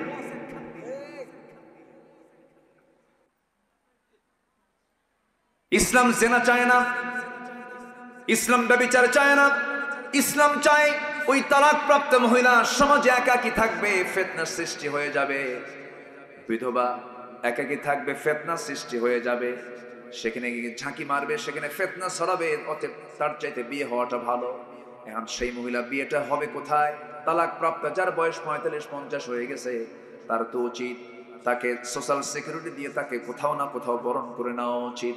এই জন্য ইসলাম এই অপশনটা রেখে দিয়েছে। কিন্তু ইসলাম যে কথা বলে, আজকে পুরুষরা বিয়ের যে হুমকি মারে, এটাকে ওই মহিলা বিয়ে করতে না, কুমারী মহিলা বিয়ে করতে। এখন আর কোনো আওয়াজ নাই, সব চুপ হয়ে গেছে। কি কথা বলবো, কথা বলবো? আমার মায়ের আজকে দারুণ খুশি, হুজুর আপনি আজকে মনের মতো কথা বলছেন। কিন্তু আমার মা, আপনার মধ্যেও কিছু সমস্যা আছে, একটু লাইনে আসি। কি বলবো, বলবো, কথা বলবো। স্বামী একটু অসুস্থ হয়ে পড়েছেন, স্বামীর সেবা দরকার। মাঝে মাঝেই বউটা মনে মনে বলে বুড়া মরে না, এই আছে নাকি, আছে নাকি, এইরকম করে খোঁটা মারে, এরকম করে খোঁচা মেরে মেরে কথা এরকম বলা মহিলা মনে হয় নাই? আসতে বলবেন না, আছে না নাই? স্বামীর চাকরি আছে, ব্যবসা আছে, টাকা আছে, পয়সা আছে, খুব ভালো, এটা বিপদে পড়ে গেছে, তখন বলে অকর্মা। আছে কিনা বলেন? তোমার কোনো পেশা নাই, কাজ নাই, বইয়ের হক আদায় করতে পারো না। অমকের বউ দেখো কতগুলো শাড়ি কিনে আনছে, আলমারিটা কেটে দেখো, ওর বাড়ির গেটটা কত সুন্দর, ও কত সুন্দর, ওর বাচ্চা কাচ্চাগুলো কত সুন্দর ঘুরতে যায়, কক্সবাজার, সিঙ্গাপুর, থাইল্যান্ড যায়। আর আমার মরা স্বামী পাইছি রে, এই স্বামীর চাইতে আমার স্বামী না হয় ভালো ছিল। এরকম খোটা মারা মহিলা আছে না নাই? সেই মহিলার জন্য আল্লাহ পাক মডেল বানিয়েছেন রহিম আলাইহিস সালাতু ওয়াস সালামকে। ইউনূস আলাইহিস সালাতু ওয়াস সালাম, আইয়ুব আলাইহিস সালাতু ওয়াস সালাম ছিলেন অসুস্থ রোগী মানুষ। 18 বছর, কত বছর বলেন? কত বছর? 18 বছরের রোগী ছিলেন। এমন রোগ হলো তার মাথা থেকে পা পর্যন্ত ঘা দিয়া সয়লাব হয়ে গেছে, নড়তে পারেন না, চড়তে পারেন না, দুর্গন্ধ ছড়িয়ে পড়েছে। আল্লাহ পাক তাকে এমন রোগ দিয়ে দিলেন, এলাকাবাসী তাকে সেই জায়গা থেকে বের করে দিয়েছে। তিনি জঙ্গলের দিকে চলে গেলেন, সেখানে থাকলেন 17 থেকে 18টা বছর ধরে। 4 জন স্ত্রী ছিল, 3 জন চলে গেছে। কিন্তু রহিম আলাইহিস সালাতু ওয়াস সালাম বলেন, আমার স্বামী গো, আপনি আমার সুসময়েরও স্বামী, আপনি আমার দুঃসময়েরও স্বামী। থেকে গেলাম, তিনি তার খেদমত করে গেছেন 18 বছর ধরে। আল্লাহ পাক তাকে পরীক্ষার মধ্যে ফেলে দিলেন। আইয়ুব আলাইহিস সালাতু ওয়াস সালাম শেষ পর্যন্ত আল্লাহর জিকির বলেন নাই। পোকাগুলো গিয়ে যখন তার জিহ্বা পর্যন্ত স্পর্শ করেছে, জিহ্বায় যখন ঘা চলে গেছে, আল্লাহকে বলছেন, আল্লাহ আমার সমস্ত অঙ্গ প্রত্যঙ্গ সব ঘা দিয়া ভরে গেছে, কোনো দুঃখ নাই, দয়া করে আল্লাহ তুমি আমার জিহ্বায় কোনো ঘা দিও না, কারণ আমার জিহ্বা যদি ঘাতে আক্রান্ত হয়ে পড়ে, তোমার নামের জিকির আমি আইয়ুব করব কেমনে? আল্লাহ আমার জিহ্বাটা ঠিক করে দাও। আল্লাহ বলছেন, আইয়ুব রে, তোর দোয়া আমি কবুল করে নিয়েছি, তোকে আমি মঞ্জুর করে নিয়েছি। আল্লাহ রাব্বুল আলামিন সুন্দর করে তাকে আবার যৌবন শক্তি ফেরত দিয়ে দিলেন, তার সৌন্দর্য ফেরত দিয়ে দিলেন। রব্বি আন্নী মাসসানিয়াদ-দুররু ওয়া আনতা আরহামুর রাহিমিন। গোসল করলেন, সব তার সেরে গেল, সুস্থ হয়ে গেলেন। অসুস্থকে সুস্থ করতে পারেন তিনি আমার কে? আসতে বলবেন না, তিনি আমার কে? আল্লাহ পাক। আমার মা সংসার জীবনের সচ্ছলতা অসচ্ছলতা জীবনের একটা অংশ, গরিব থাকবেন, একটা অংশ ফেস করবেন, সম্পদ আছে এটাও ফেস করবেন, দুঃসময় সুসময় সব জায়গায় স্বামী স্ত্রীর সম্পর্কের অবনতি হওয়া যাবে, অবনতি হওয়া যাবে, অবনতি হওয়া যাবে না, কোন ক্রমে অবনতি হওয়া যাবে না। আমার বন্ধুগণ, আল্লাহ রাব্বুল আলামিন আরেকজন নারীর দৃষ্টান্ত দিয়েছেন, আসিয়া আলাইহিস সালাতু ওয়াস সালাম। স্বামীটা ছিল বড় বদমাইশ, কিন্তু আসিয়া আলাইহিস সালাতু ওয়াস সালাম ওই সংসার থেকেও তার ঈমানটা ছুটে গেছে না, ঈমান তার ঠিক ছিল, ঈমান তার ঠিক ছিল। আমার মা, ঈমানটা যেখানেই থাকেন না কেন, ঈমানটা নষ্ট করা যাবে না। আসিয়া আলাইহিস সালাতু ওয়াস সালাম যখন দিন গ্রহণ করেছেন, দিন গ্রহণ করার সঙ্গে সঙ্গে ফেরাউন টের পেয়ে গেল। ফেরাউন বলছে, আসিয়া, এই এই এই মিশরের ফার্স্ট লেডি হচ্ছে তুমি আসিয়া, আমি হলাম এই ফেরাউন, আমি হলাম এই জনপদের, আমি হলাম প্রধান রাষ্ট্রপতি, তুমি হলে তার বউ। এত বড় সম্মান মর্যাদা থাকার পরও তুমি আমাকে ছেড়ে মুসার দিন কেন গ্রহণ করলে? এবার আসিয়া বলছেন, আমার স্বামী, দিন তেমন একটা বিষয়ের নাম, দুনিয়ার সব ছাড়া যাবে কিন্তু আল্লাহর দিন কখনো ছাড়া যাবে না, আল্লাহকে কখনো ছাড়া যাবে না। শেষ পর্যন্ত ফেরাউন বলে ফেলল, আসিয়া, সম্পর্কের অবনতি ঘটে যাচ্ছে, তোমাকে মেরে ফেলবো। কিন্তু এবার মৃত্যুর হুমকি যখন দিয়ে দিল, আসিয়া মুস্কান হাসি মেরে বলছেন, আমার স্বামী গো, একটা কথা আমি আপনাকে জানাই দিচ্ছি, আমার প্রতি অত্যাচার যত বাড়বে আমার ঈমান তত পাকাপোক্ত হয়ে যাবে। ব্যবহার খারাপ করলেন না, বিনম্রতা নিয়ে বলছেন, আমার স্বামী গো, আমি যে দিন গ্রহণ করেছি এটা আখিরাতের জন্য গ্রহণ করেছি, আমার রবকে ছাড়বো না, আমার নবীকে ছাড়বো না। শেষ পর্যন্ত ফেরাউন বলল, আসিয়া, তোমাকে আমি করাত দিয়ে চিরে 2 টুকরা করে দুনিয়া থেকে বিদায় করব। আসিয়া বলছেন, আপনি আমাকে মেরে ফেলবেন আমি বুঝতে পেরেছি, কারণ নাকের মধ্যে আমি জান্নাতের গন্ধ পেতেছি। স্বামীর সঙ্গে বিনয় আচরণ করলেন, উগ্র হলেন না, কিন্তু স্বামীর হুকুম মানলেন না, কারণ আমরা মানবো কার হুকুম? আসতে বলবেন না, কার হুকুম মানবো? শেষ পর্যন্ত আসিয়া আলাইহিস সালাতু ওয়াস সালাম করাতের সামনে পড়ে গেলেন। হামান ও ফিরআউন ও হামান, হামান সহ মন্ত্রী পরিষদ বর্গে পাশ হয়ে গেল। বুকের শত্রু, বড় শত্রু, তাকে মেরে ফেলো। মেরে ফেলার চূড়ান্ত সিদ্ধান্ত পাশ হলো, রাষ্ট্রীয়ভাবে হত্যা করা হচ্ছে। কাকে? রাষ্ট্রপতির বউকে, রাষ্ট্রপতির বউকে হত্যা করা হচ্ছে। অর্ডার দেওয়া হলো, জল্লাদ সামনে দাঁড়ায় গেল, করাত নিয়ে তার কপালের কাছে চলে গেছে।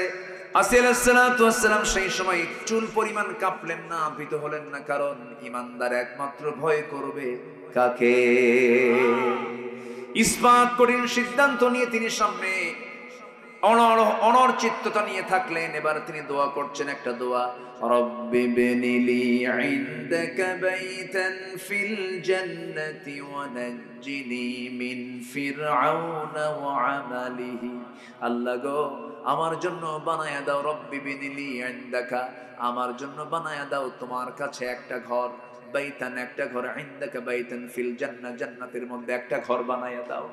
আমি জান্নাতি হাজার হাজার ঘর চাই না, আমি মাত্র একটা ঘর চাই, সেই ঘরটা হওয়া চাই তুমি আল্লাহ তোমার ঘরের দেওয়ালের সাথে। জোরে বলেন সুবহানাল্লাহ। ওয়ানাজ্জিনি মিন ফিরআউনা ওয়া আমালিহি, এবং তুমি আমাকে ফেরাউনের অপকর্ম থেকে আমাকে বাঁচাও, আমি তোমার কাছে যেতে চাই আল্লাহ। দোয়া কবুল হয়ে গেছে, দুই টুকরা করে তাকে শহীদ করে দেওয়া হলো। তিনি দুনিয়া থেকে বিদায় নিয়েছেন, হাসতে হাসতে দুনিয়া থেকে বিদায় নিয়েছেন, কিন্তু আল্লাহ এবং তার রাসূলকে, তার দ্বীনকে ছাড়েন নাই। জোরে কোন সুবহানাল্লাহ। আমার মায়েরা, একটা ইতিহাস বলতে নিয়ে থেমে গিয়েছিলাম। ওই যে কালো সাহাবী যখন অনুমতি পেয়ে গেছেন, বিয়ের জন্য চলে গেছেন, মেয়ের বাপ এবার বাইরে এসে বলছে, ছেলেরে, ও সাদ তোমার কপাল খুলে গেছে, আমার মেয়েও রাজি, আমিও রাজি। সাদ বলছেন, আমিও তো রাজি। সুবহানাল্লাহ বলবেন না?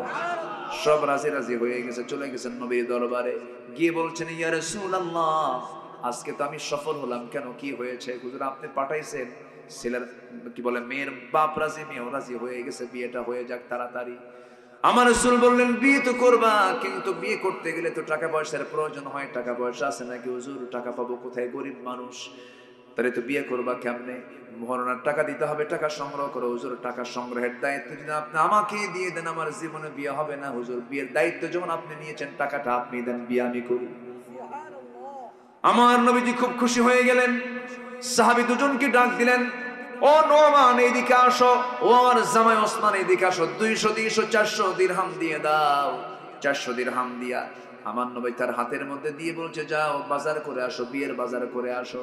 বিয়ের বাজার করতে গেছেন, বাজার শুরু করেছেন। এমন একজন সময়, এমন একটা সময় এক মুজাহিদ এসে বলছে, সাদ রে, বিয়ের বাজার তো করতেছো, তুমি কি জানো জিহাদের ডাক এসেছে? জিহাদের ডাক চলে আসছে, কি করবা বলো? কিছুক্ষণ মাথা নিচু নিচু করলেন, পরক্ষণেই ভাবলেন, বীর পিড়িতে বারবার বসতে পারবো, কিন্তু এই জিহাদের ডাক তো আমার জীবনে নাও আসতে পারে, জিহাদে অংশগ্রহণ করা দরকার। ওই 400 দিরহাম দিয়ে বিয়ের বাজার না করে তিনি যুদ্ধের বাজার করলেন, ঘোড়া কিনলেন, তরবারি কিনলেন, যুদ্ধে ঝাঁপিয়ে পড়লেন। আল্লাহর ফয়সালা, যুদ্ধে অংশগ্রহণ করে যুদ্ধে তিনি শাহাদত বরণ করে তিনি জমিনে পড়ে থাকলেন। নবীর কাছে সংবাদ চলে গেল, হুজুর সাদ তো দুনিয়াতে নাই। কোন সাদের? সাহাবীরা বলো, যে সাদের বিয়ের কথা গতকালকে ছিল।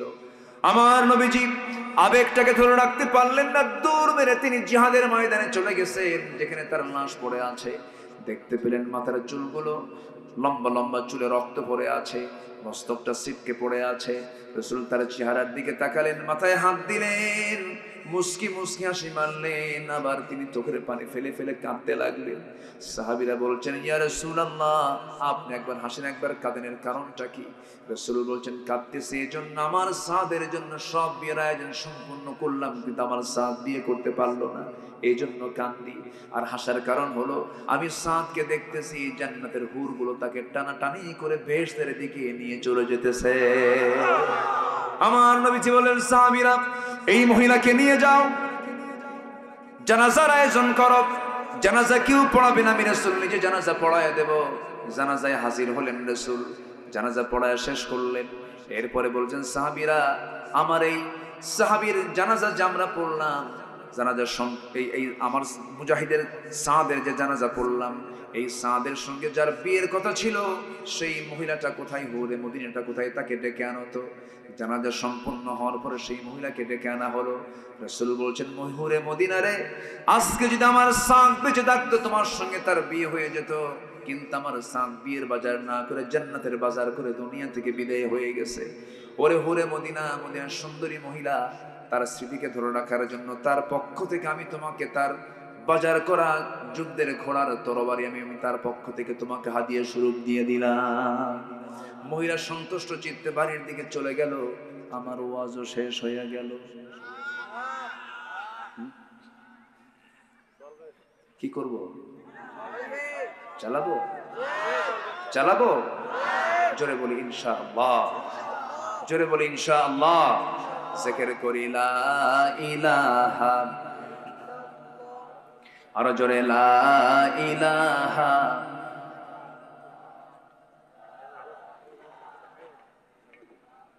আরো জোরে লা ইলাহা, সুবহানাল্লাহ আলহামদুলিল্লাহ লা ইলাহা, আরো জোরে লা ইলাহা,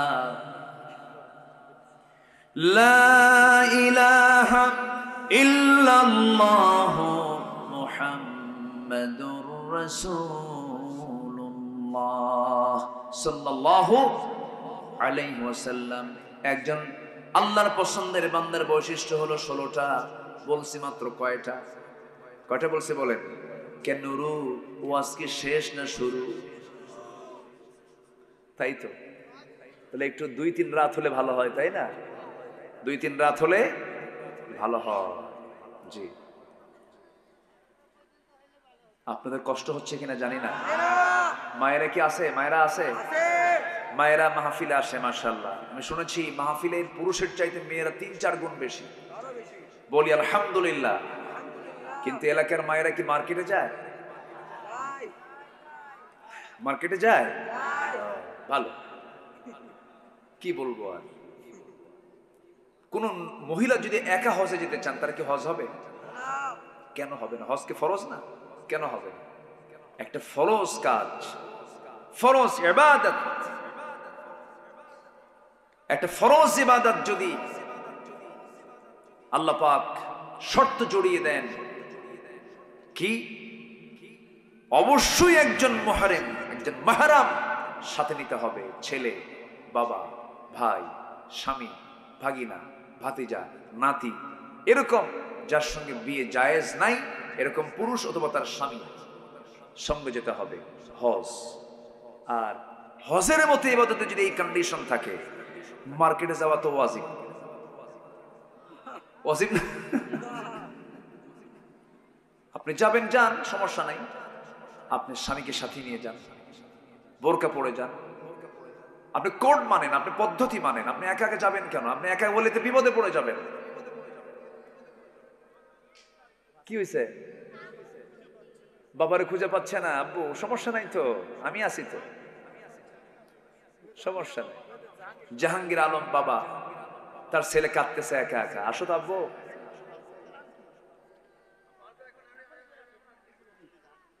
ও অস্থির হয়ে গেছে। কেউ আছেন কি জাহাঙ্গীর আলম? তার বাবার নাম জাহাঙ্গীর না? ও ছেলের নাম জাহাঙ্গীর। হ্যাঁ, ছেলেটা হারায় গেছে।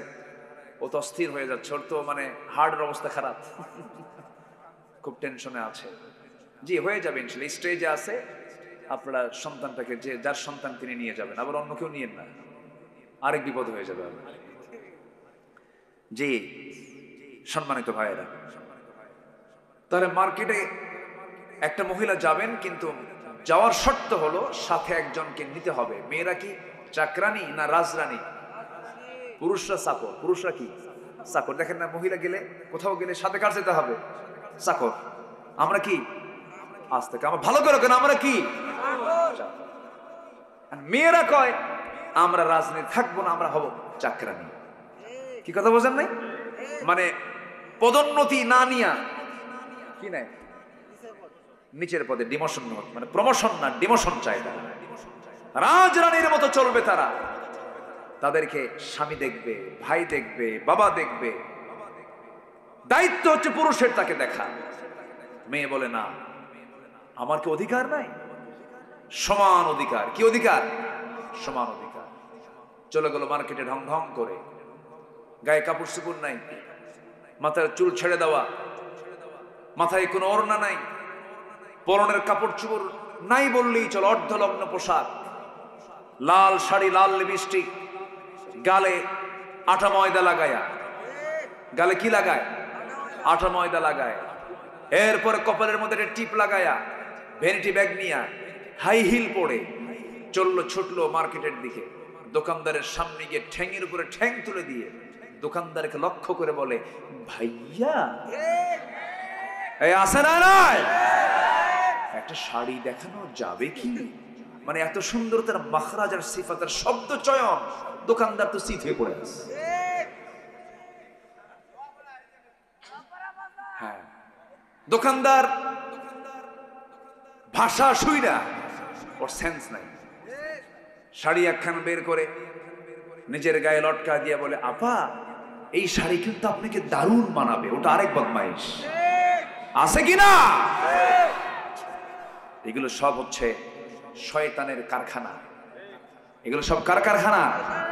শয়তানের কারখানা। শয়তান এগুলোকে প্রমোট করে, সে ফাহেশা কাজকে প্রমোট করে।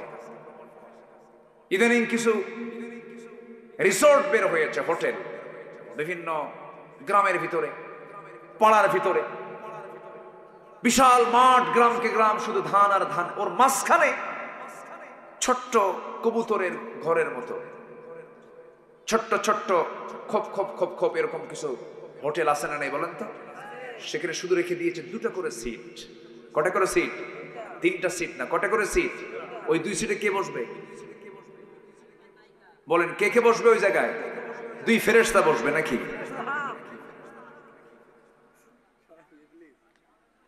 বসে গেল, সারাদিন গল্প, গল্প ভরায় না, গল্পের ভাষা একটাই, তুমি আমার আমি তোমার।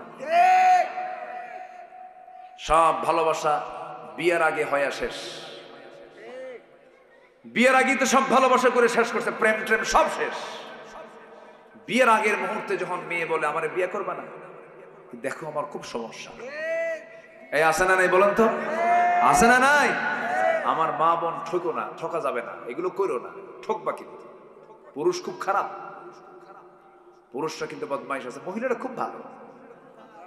হ্যাঁ, যেহেতু আমি পুরুষ, আমি তো আর নিজেকে ভালো বলতে পারবো না, তাদেরকে ভালো বলি। শেষে যখন পুরুষ বলে না আমার সমস্যা, আমার বাড়িতে সমস্যা, এই সমস্যা, ওই সমস্যা, আমার বাবা বিয়ে করাবে না, আছে না বলেন তো? শেষ পর্যন্ত মেয়ে করে কি জানেন? ওই শার্ট ধইরা কয়, এতদিন কি করলি? আছে কিনা বলেন? প্রকাশ্যে দিবালোকে কুকুরের মতো, কুকুরের মধ্যে কোনো লজ্জা আছে? লজ্জা আছে? লক্ষ লক্ষ হাজার হাজার লোকের সামনে কলার ধরে টেনে বের করে নিয়ে আসে, কয় হারামজাদা বিয়া কর, ঠিক কিনা? আছে না নাই? ওই বিয়েতে কোনো রহমত হবে? সব প্রেম তো আগেই করছে, বিয়ের পর আর কোনো মহব্বত থাকে না, তখন হয় কিলাকিলি। তখন কি হয়? কিলাকিলি। বিয়ের আগে কোনো রিসোর্টে যাবা না, নোংরামি করো না, এগুলো লাভ নাই, এগুলো লস প্রজেক্ট। যুবকরা জীবন গড়ো, আল্লাহওয়ালা হও, নামাজ পড়ো 5 ওয়াক্ত। কয় ওয়াক্ত নামাজ? 5 ওয়াক্ত নামাজ আমরা পড়বো। সবাই পড়তে রাজি আছেন তো? কারো কি নামাজ কাজা হবে? একটু হাত তুলে দেখেন তো দেখি, জোরে বলি ইয়া আল্লাহ, আমাদেরকে 5 ওয়াক্ত সালাত আদায় করার তৌফিক তুমি আল্লাহ দিয়ে দাও। জোরে বলি আমিন, আরো জোরে আমিন, আরো জোরে আমিন। নিজের বোন, নিজের মা, নিজের মেয়ে পর্দায় থাকার দরকার আছে না নাই? মেয়েদের মাথা থেকে পা পর্যন্ত ঢাকতে বলেছেন তিনি কে? ভাইরে, এই যে ভাই ভাই ভাই ভাই, বসেন বসেন বসেন, ইজলিস বসেন,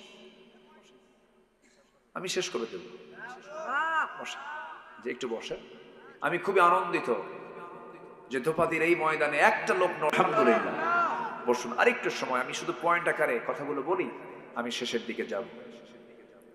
আমার বন্ধুগণ,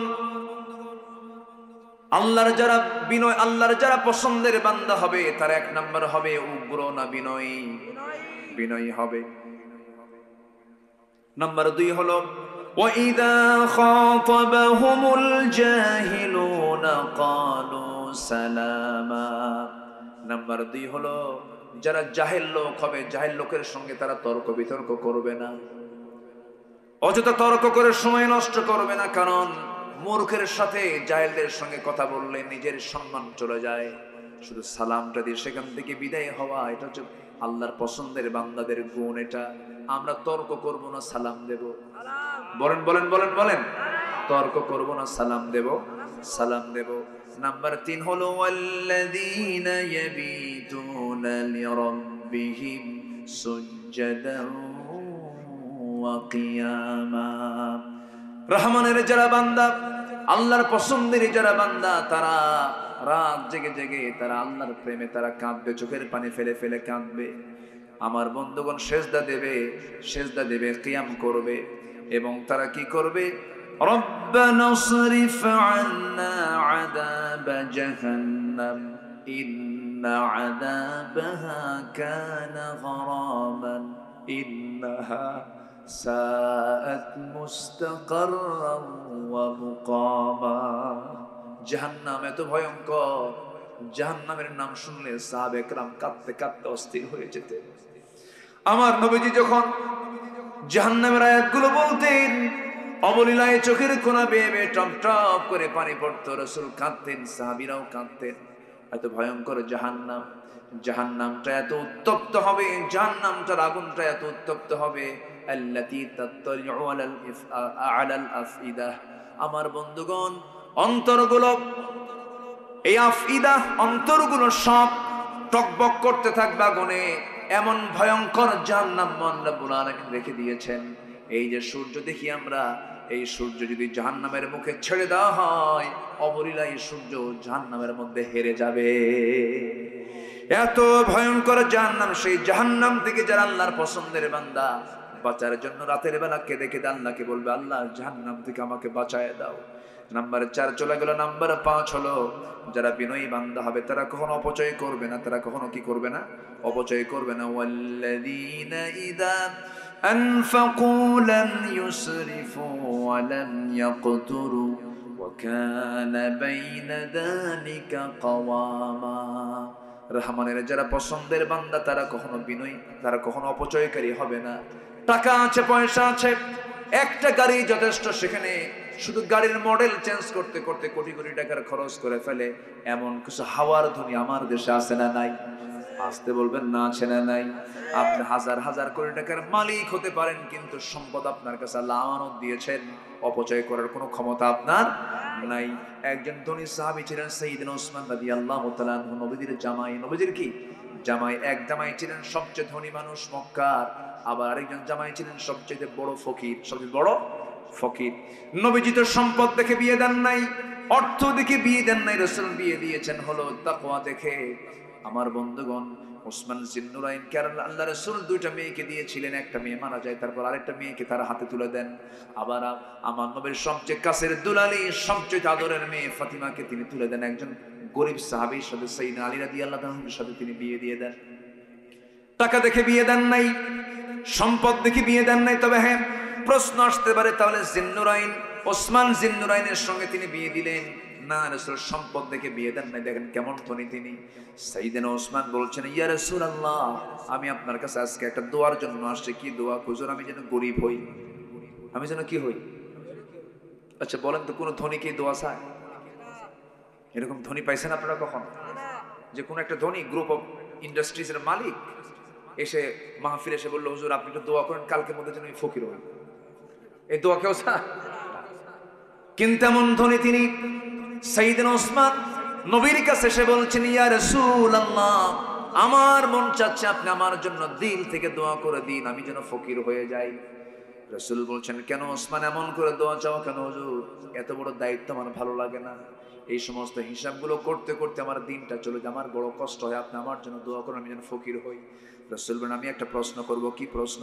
ওসমান, তুমি যখন উটের পিঠে চড়ে থাকো, উটের পিঠে যখন আরোহণ করো, সেই সময় তোমার যদি খাদ্যের প্রয়োজন হয়, কেমন করে খাও বলো তো?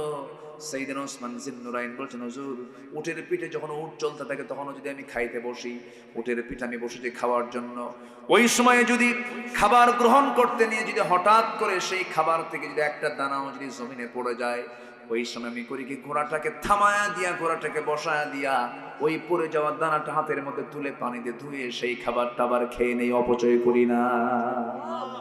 রাসূল বলছেন, ওসমান, তোমার জন্য দোয়া করেও কাম হবে না, সম্পদ আরো হবে। যাও, জোরে বলে সুবহানাল্লাহ। সম্পদ হতে কি কোনো বাধা আছে? কিন্তু সম্পদ হতে হবে অবৈধ না বৈধ? অবৈধ না বৈধ? আমার বন্ধুগণ, ব্যবসা তো বহু আছে। এই যশোরে মনে হয় মদের দোকানদার নাই। আসতে কয় মদের দোকানদার মনে হয় কি আছে? আছে আছে। আচ্ছা, মদের দোকানদার যদি থাকে তবে কাস্টমার একটাও নাই। কাস্টমারও আছে না নাই বলেন? তাহলে মদের দোকানদারও আছে, আবার কাস্টমারও আছে। আবার এই যশোর জেলায় বুঝি যৌনকর্মী নাই। আসতে কয় যৌনকর্মী আছে না নাই? লাইসেন্সওয়ালা, কিওয়ালা? লাইসেন্সওয়ালা যৌনকর্মী। সে যদি আপনি তাকে বাধা দিতে যান, সে কার্ড দেখায় বলবে বেশি মালাফালাফি করবি না, থানায় দেবো তোর। আমি একজন বৈধ লাইসেন্সধারী সেক্স ওয়ার্কার, আমার সঙ্গে কোনো কথা বলতে পারবি না। আছে না? আছে না কিনা বলেন? আছে। সবই তো ব্যবসা। কিন্তু আল্লাহ বলছেন কামাই করো, কোনো সমস্যা নাই, কিন্তু অবৈধ কামাই করা যাবে না। হারাম পন্থায় কোনো ইনকাম করা যাবে না, বৈধ পন্থায় ইনকাম করতে হবে। বৈধ পন্থায় ইনকাম করে যদি সৎ ব্যবসায়ী হতে পারো, রাসূল বলছেন সৎ ব্যবসায়ী এবং আমি রাসূল জান্নাতের মধ্যে 2 নখের দূরত্ব, আমরা দুজন মিলে জান্নাতে থেকে যাব। আবার রাসূল আরেক মেয়েকে বিয়ে দিয়েছেন। মায়ের আসছে তো, মাদের ব্যাপারে একটু কথা বলি, তাই না? রাসূল তার মেয়েকে আরেকটা মেয়েকে বিয়ে দিয়েছিলেন। সবচাইতে গরিব একজন ছেলেকে কাছে পেয়ে তাকে বিয়ে দিলেন। রাসূল যখন বিয়ে দিবেন, রাসূল প্রস্তাব দিলেন সাহাবীদের মাঝে। দনে দনে সাহাবীরা এসে রাসূলকে প্রস্তাব দিলেন। রাসূল বললেন না, হবে না, আমার পছন্দের ছেলেটা এখনো আসে নাই। সর্বশেষ যখন সাইয়েদনা আলী আসলেন, রাসূল বলছেন আলী তুমি কি আমার মেয়েকে বিয়ে করবে নাকি? হুজুর আপনি যদি আমাকে দেন আমি বিয়ে করতে রাজি আছি। যদি আপনি আমাকে দেন আমি বিয়ে করতে রাজি আছি। রাসূল বলেন বিয়ে তো দেবো, টাকা পয়সা আছে নাকি? হুজুর টাকা পয়সা তো নাই। মোহরানার টাকা তুমি কেমনে দিবা? কি আছে তোমার? আমার ঘর বাড়ি নাই, কি আছে? এই যে ঢাল, এই যে তরবারি। রাসূল বললেন তরবারি যুদ্ধে লাগবে, ঢালটা বেঁচে আসো। বেচতে গেলেন। বেচতে গেলে সকালে চলে গেছেন বাজারে। সাইয়েদনা ওসমান সামনে দাঁড়ানো, সাইয়েদনা আলী ঢাল নিয়ে দাঁড়ায় আছেন বাজারে। ওসমান বলছেন ও আলী, যোদ্ধা হয়ে ঢাল বিক্রি করতে আসছো কেন? কি সমস্যা হয়েছে বলো? আমার বিয়ে ঠিক হয়ে গেছে। কার সাথে? আপনার শালীর সাথে। সুবহানাল্লাহ। আপনার শালীর সাথে। ওসমান জিন্নারেন খুব খুশি হলেন, সুন্দর ভাইরা পেলাম আমি। দেখেন, চিন্তা করেন কত বড় ধনী মানুষ, গরিব মানুষ, কোনো ভেদাভেদ আজ তো কোনো ভেদাভেদ নাই। এবারে বলেন ঠিক আছে ঢালটা দাও। ঢালটা নিলেন, 500 দিরহাম দিয়ে দিলেন। 500 দিরহাম দিয়ে যখন তিনি ঢালটা হাতের মধ্যে নিলেন, তিনি কয়েক কদম চলে গেছেন। পিছন থেকে ডাক দিয়ে বলছেন আলী যাচ্ছ কোথায়? এইদিকে আসো। কিছুক্ষণ পর তো ভাইরা হয়ে যাচ্ছি। কি পাখির মধ্যে পায়রা, ভাইয়ের মধ্যে ভাইরা হয়ে যাচ্ছি আমরা। এইদিকে আসো। ঢালটা তো আমার হাতে মানায় না, যোদ্ধার হাতেই ঢাল মানায়। আমি ঢাল কিনে নিলাম, আবার ঢাল তোমাকে আমি গিফট করলাম, যাও। ঢালটা নিয়ে নবীর দরবারে গিয়ে বলছেন ইয়া রাসূলুল্লাহ আমি আপনার সামনে হাজির হয়েছি। রাসূল বলেন ঢাল মনে হয় বিক্রি হয় না। হুজুর ঢাল বিক্রি হয়ে গেছে। ঢাল হাতে কেন? আমি ঢাল বিক্রি করার পর ঢাল আমাকে আবার উপহার দিয়েছে। কে? ওসমান। রাসূল বলছেন লোক খুঁজে পাও নাই। সুবহানাল্লাহ বলবেন। আমি আমার বড় মেয়ে জামাইকে বলতেই পারলাম না মেয়ে বিয়ে দিব, জামাইয়ের সঙ্গে একটু সুন্দর করে কথা বলবো, তার আগে তুমি বাজারে ঢোল পিটে আসছো, বিয়ে শাদী হয়ে যাচ্ছে। আমি বড় জামাইকে কি করে বলবো? আমি কিন্তু আমার নবীর যে জামাই ছিলেন, আমার আপনার মতো ছেঁচড়া জামাই নাকি? দাওয়াত খাওয়ার লোক খালি জিব্বা খালি কামড়ায়। আছে না ভাই বলেন তো? তোর বাপ আমার শালীর বিয়ে ঠিক করলো, আমারে বললো না যা ওই পারে যাওয়া বন্ধ আমার। এই আছে না? আছে না? আমার নবীর জামাই তো এরকম ছেঁচড়া জামাই না। রাসূল বিয়ে দিলেন। বিয়ে দিয়ে বললেন মা এমন জামাই দিলাম পৃথিবীতে একটাও পাবা না। যেরকম সুবহানাল্লাহ। কিন্তু মা বলে দিচ্ছি এখন থেকে তোমার বাড়ি হলো আমার বাড়ির চাইতে তোমার স্বামীর ঘর শ্রেষ্ঠ ঘর।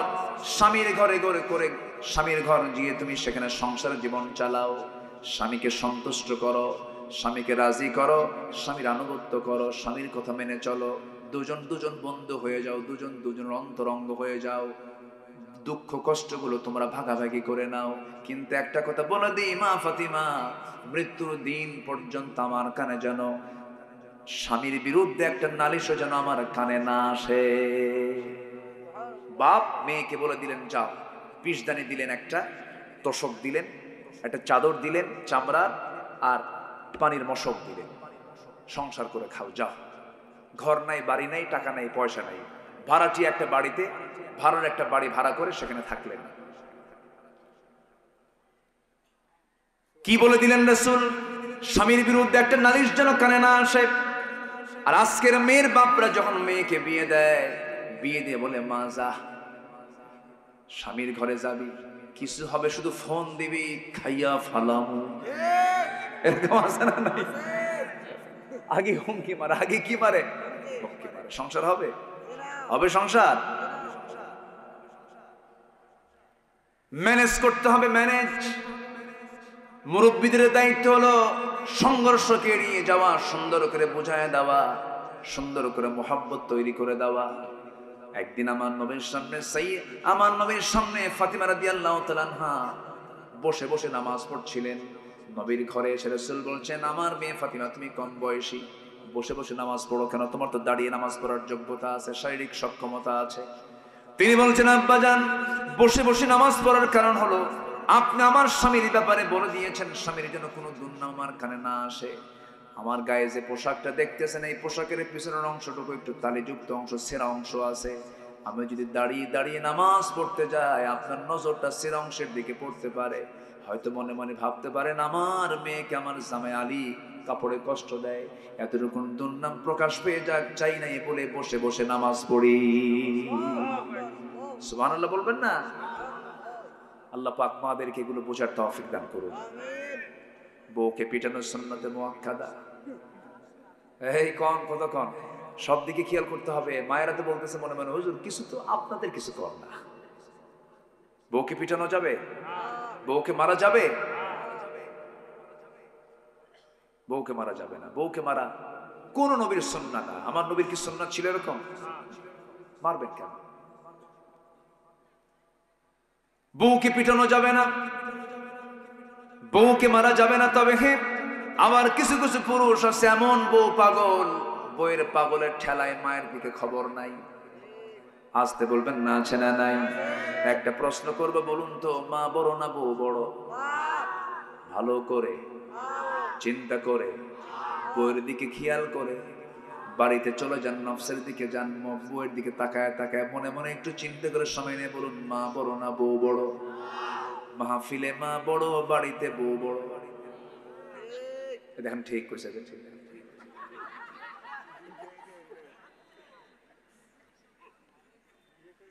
বাস্তব তো।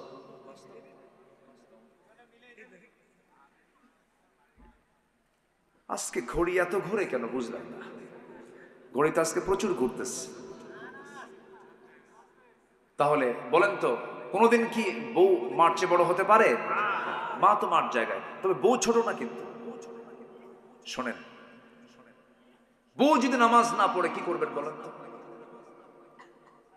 হ্যাঁ বুঝাবেন। কি বলেন? কি করবেন? সুন্দর করে বুঝাও, কাম না হচ্ছে না, পড়েই না, ওই পশ্চিম দিকে মাথা নেই, তাহলে কি করবেন বলেন? মাইর দেবো যাই, আবার মায়ের কথা উঠছে। যে কইছে মাইর দেবো সে হয়তো বিয়ে করে নাই। বউ মারা কি এত সস্তা? যে পুরুষ সংসার করে সেই পুরুষ অবশ্যই বউকে ভয় করে। কি এই বিয়ে করছো? ও বিয়ে করোই নাই তুমি, ফাল মারতেছো তুমি। আচ্ছা, যার বউ আছে অবশ্যই সে বউকে ভয় করে। বউকে না ভয় করলে কি সংসার হবে? সংসার হবে না। স্বামী স্ত্রী হঠাৎ করে ধরেন কোন একটা সফরে বের হয়েছে, যদি হয়তো কোনো ইজি বাইকে উঠেছে, কোনো একটা যানবাহনে উঠেছে, এখন তো মেয়েদের চলাফেরা ভালো না, অর্ধলগ্ন পোশাক নিয়ে হয়তো বাইরে বের হয়েছে, বউ কিনে চলতেছে, হঠাৎ করে অন্য একটা চিন্তা করতে করতে ওই বেগানা নারীর দিকে হয়তো স্বামীর মন মানে চোখটা চলে গেছে, হয়তো ওইদিকে খেয়াল নাই, অন্যটা খেয়ালে তাকায় ফেলছে, হয়তো 29 সেকেন্ড তাকায় আছে। আর এই দৃশ্য যদি স্ত্রীর সামনে, স্ত্রীর চোখে ধরা পড়ে, বলেন তো কি হতে পারে? কি হতে পারে বলেন? ওই সময় কিন্তু কিচ্ছু বলবে না, বাড়ি আগে সব বাড়ি গেছেন আপনি, কিন্তু ওটা মনেই নাই আপনার, ওই প্রসঙ্গই বাদ। সন্ধ্যার পরে যখন বলছেন, সুইটি, শেফালি, হাসনা, এক গ্লাস পানি দাও তো, হও তোমার সুইটি ঝর্ণা। সকাল 9:45 ও 29 সেকেন্ড ওই মহিলার দিকে চায় থাকলা কেন? কি ঠিক কিনা কর? তোমার নজর আগে ঠিক করো। কি আমি কি ভুল বলতেছি? বউকে না ভয় করলে আপনি সংসার করবেন কেমনে? বউকে সবাই ভয় করে, আবার বউ স্বামীকে ভয় করে। ভয় না, এটা সম্মান। এটা কি বলেন তো? সম্মান। আমার বন্ধুগণ, বিনয়ী হতে হবে সব জায়গায়। উগ্রতা কোথাও দেখানো যাবে না। বিনয়ী হব আমরা। অজ্ঞদের সঙ্গে তর্ক বিতর্ক করব না। রাত জেগে জেগে সেজদা কিয়াম করব। জাহান্নাম থেকে বাঁচার জন্য চেষ্টা করব। অপচয় করব না। মিতব্যয়ী হব। নাম্বার 7 হলো আল্লাহ ব্যতীত কাউকে ডাকবো না। ডাকবো কাকে? একটু জিকির করি, লা ইলাহা। গরম পানি আছে না? গরম পানি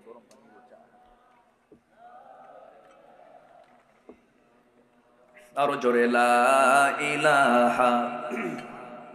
আরো জোরে, লা ইলাহা।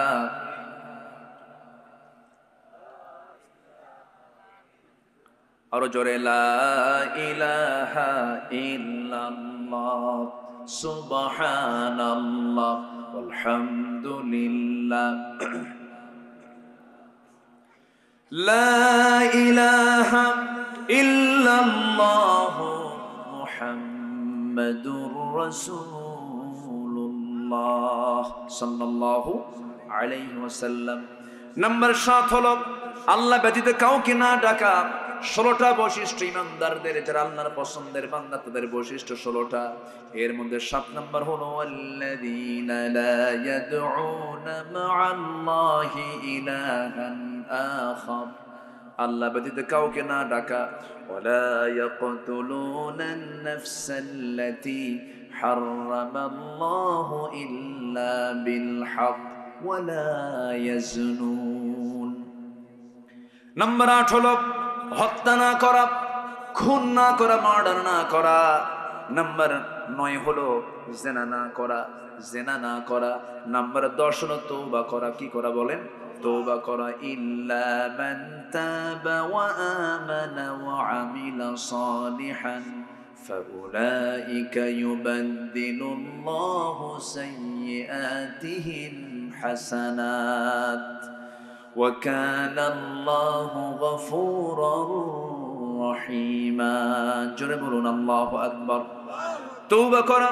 নাম্বার 11 হলো ঈমান আনা। নাম্বার 12 হলো নেক আমল করা। নেক আমলের ফলাফল হলো আল্লাহ রাব্বুল আলামিন যদি কোনো বান্দা নেক আমল করতে পারে, কোন সকল গুনাহগুলোকে আল্লাহ রাব্বুল আলামিন সওয়াব দিয়া পাল্টায় দিবেন। জোরে বলি সুবহানাল্লাহ। আল্লাহর দয়া আমার প্রতি কম না বেশি? আসতে কবেন না, কম না বেশি? নাম্বার 12 হলো মিথ্যা সাক্ষী না দেওয়া। ওয়াল্লাযীনা লা ইয়াশহাদুনা আস-সুর ওয়া ইযা মাররু বিল-লাগবি মাররু কিরামা। মিথ্যা সাক্ষী না দেওয়া। নাম্বার 13 নাম্বার 14 হলো অনর্থক কথা কর্মকে এড়িয়ে চলা। বাজে কোনো কাজ, বাজে কোনো কথা না বলা, মুখটাকে ফ্রেশ রাখা। রাসূল বলেছেন, যে ব্যক্তি জিহ্বাকে এবং গোপনাঙ্গকে মা বাইনা লিহিয়াইহি ওয়া মা বাইনা রিজলাইহি আযমান লাহুল জান্নাহ আও কামা ক্বালা আলাইহিস সালাতু ওয়াস সালাম। রাসূল বলেছেন, দুই চোয়ালের মধ্যস্থিত বস্তু জিহ্বা এবং দুই উরুর মধ্যস্থিত বস্তু গোপনাঙ্গের যে হেফাজত করবে, এটাকে যে নিয়ন্ত্রণ করবে, আমি রাসূল তার জন্য বেহেশতের জামিন হয়ে যাব। জোরে বলি সুবহানাল্লাহ। আমার বন্ধুগণ, নাম্বার 15 হলো পরিবার স্ত্রী সন্তানদের জন্য দিল থেকে দোয়া করা। আমার বন্ধুগণ, আমাদের পরিবারটাকে আমরা জান্নাত বানায় নেব। জোরে বলি ইনশাআল্লাহ। ফজর যখন আজান হবে, আজান হওয়ার সঙ্গে সঙ্গে বাপ উঠবে, মা উঠবে, ছেলেকে ডাক দিবে, বাবা উঠো সালাত, মা উঠো সালাত, মেয়েরা উঠো সালাত। উঠতে চাচ্ছে না, সুন্দর করে বুঝাবেন, পাশে বসবেন, মাথার চুল টেনে টেনে দিবেন, সুন্দর করে আদর করবেন। মা উঠো, মা উঠো, বাজান ওঠো, ছেলেটা ওঠো, নামাজটা পড়ি। তুমি কি জানো মা, এই সময় ঘুমানো হলো তোমার রোগের কারণ, এই সময় ঘুমানো তোমার অসুখ হবে। আসসালাতু খায়রুম মিনান নাওম। সুন্দর করে ধমক দিবেন না, সুন্দর করে বুঝায় বুঝায় তুলবেন। যে পিতা তার ছেলেকে ফজরে ডাক দিতে পারে না, যে মা তার মেয়েকে ফজরে ডাক দিতে পারে না, সেটা হচ্ছে অযোগ্য মা, অযোগ্য বাবা। কি ঠিক কিনা? পরিবারটা জান্নাত হয়ে যাবে। যে পরিবার ফজর দিয়ে নামাজ শুরু হয়, ফজর দিয়ে দিন শুরু হয়ে যায়, যে পরিবারের দিনটা শুরু হবে ফজর দিয়ে, আল্লাহর কসম করে বলি ওই পরিবারটাই জান্নাতি পরিবার, রহমতে বরকতের পরিবার। আল্লাহ কবুল করুন, আল্লাহ কবুল করুন। সর্বশেষ হলো ধৈর্য ধরা। কি ধরা বলেন? ধৈর্য ধরা। যে ব্যক্তি ধৈর্য ধরতে পারবে ইহকালেও তার কল্যাণ হবে, ইহকালে তার উন্নতি হবে, অগ্রগতি হবে, পরকালেও তার জন্য নাজাত হয়ে যাবে। ধৈর্য একটা বিশাল বড় গুণ। ধৈর্য কি বিশাল বড় গুণ। এই গুণটা সবার মধ্যে থাকে না। ইমানদার যে ব্যক্তি সেই ব্যক্তি এই গুণটা অর্জন করতে পারে। আল্লাহ রাব্বুল আলামিন বলেন, কি সুন্দর করে বলছেন, ওয়াল্লাযীনা ইয়াকুলুনা রাব্বানা হাব লানা মিন আজওয়াজিনা ওয়া যুররিয়্যাতিনা কুররাতা আ'য়ুনিন ওয়াজআলনা লিল মুত্তাকিনা ইমামা। এরপর আল্লাহ রাব্বুল আলামিন বলেন, উলাইকা ইউজসাউনাল গুরফাতা বিমা সাবারু ওয়া ইউলাক্কাউনা ফিহা তাহিয়াতান ওয়া সালামা খালিদিনা ফিহা হাসুনাত মুস্তাকাররান ওয়া মুকামা। জোরে বলুন আল্লাহু আকবার। ধৈর্যশীল হব আমরা। এই গুণগুলো আমাদের জীবনে আল্লাহ পাক পালন বাস্তবায়ন করার তৌফিক দান করুন। জোরে বলি আমিন, আরো জোরে আমিন। সবাই বসুন, আমরা আর বাড়াবো না, যতটুকু হয়েছে আমরা বলে ফেলি আলহামদুলিল্লাহ। জোরে বলি আলহামদুলিল্লাহ। 3 দিন তো, আগামীকাল আবার আছে, তো এক রাতি ক্লান্ত হওয়া যাবে না। আমরা আগামীকালও শুনবো। জোরে বলি ইনশাআল্লাহ। আমি 90 মিনিট কথা বলি, বড় জোর, কারণ কথার তো একটা নিয়ন্ত্রণ থাকা উচিত। কারণ আপনার তো এক রাত, আমার তো সব রাত। তো এই জন্য আমি আজকে কেন যেন আপনাদের মোহাব্বতে আমি একটু বেশি বলে ফেলেছি, কষ্ট দিয়ে ফেলছি মনে হয় না? আচ্ছা, যতটুকু হয়েছে আমরা বলে ফেলি আলহামদুলিল্লাহ। জোরে বলি আলহামদুলিল্লাহ। সবাই নামাজের মতো করে বসে, তাশাহুদের সূরতে বসে কাছে বলুন তো, সবাই বলি সুবহানাকাল্লাহুম্মা ওয়া বিহামদিকা আশহাদু আল্লা ইলাহা ইল্লা আনতা আস্তাগফিরুকা ওয়া আতুবু ইলাইকা। চিৎকার মেরে বলি, ইয়া আল্লাহ, আমার জীবনের সাগীরা কাবীরা, ছোট বড় সব গুনাহ তুমি আল্লাহ মাফ করে দাও। জোরে বলুন ইয়া রাব্বাল আলামিন। আপনি দোয়া করে দেন। হ্যাঁ, আমি করব। আল্লাহুম্মা আমিন। ربنا ظلمنا أنفسنا وإن لم تغفر لنا وترحمنا لنكونن من الخاسرين ربنا لا تزغ قلوبنا بعد إذ هديتنا وهب لنا من لدنك رحمة إنك أنت الوهاب। গভীর রাত, নিঝুম রাত, ঝিমানো রাত্রিতে চাঁদের মতো হাজারো হাজার মুসলমান নরনারী নিয়ে তোমার কালামের একটা রুকুকে সামনে রেখে তোমার পরিচয়, তোমার অনুগত বান্দাদের পরিচয় নিয়ে কিছু কথা বলেছি।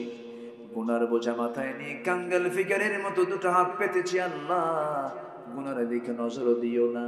বান্দা মনে করে তামাম জিন্দেগীর সমস্ত গুনাহগুলোকে মেহেরবানি করে মাফ করে দাও। জনম দুঃখিনী মা, জনম দুঃখী বাপ জান যারা দুনিয়া থেকে বিদায় নিলেন, জিন্দেগীর গুনাহগুলো মাফ করে দাও, কবরগুলোকে জান্নাতের টুকরা বানায়া দাও। আব্বা আম্মার জন্য কি দোয়া তাও শিখায় দিয়েছো।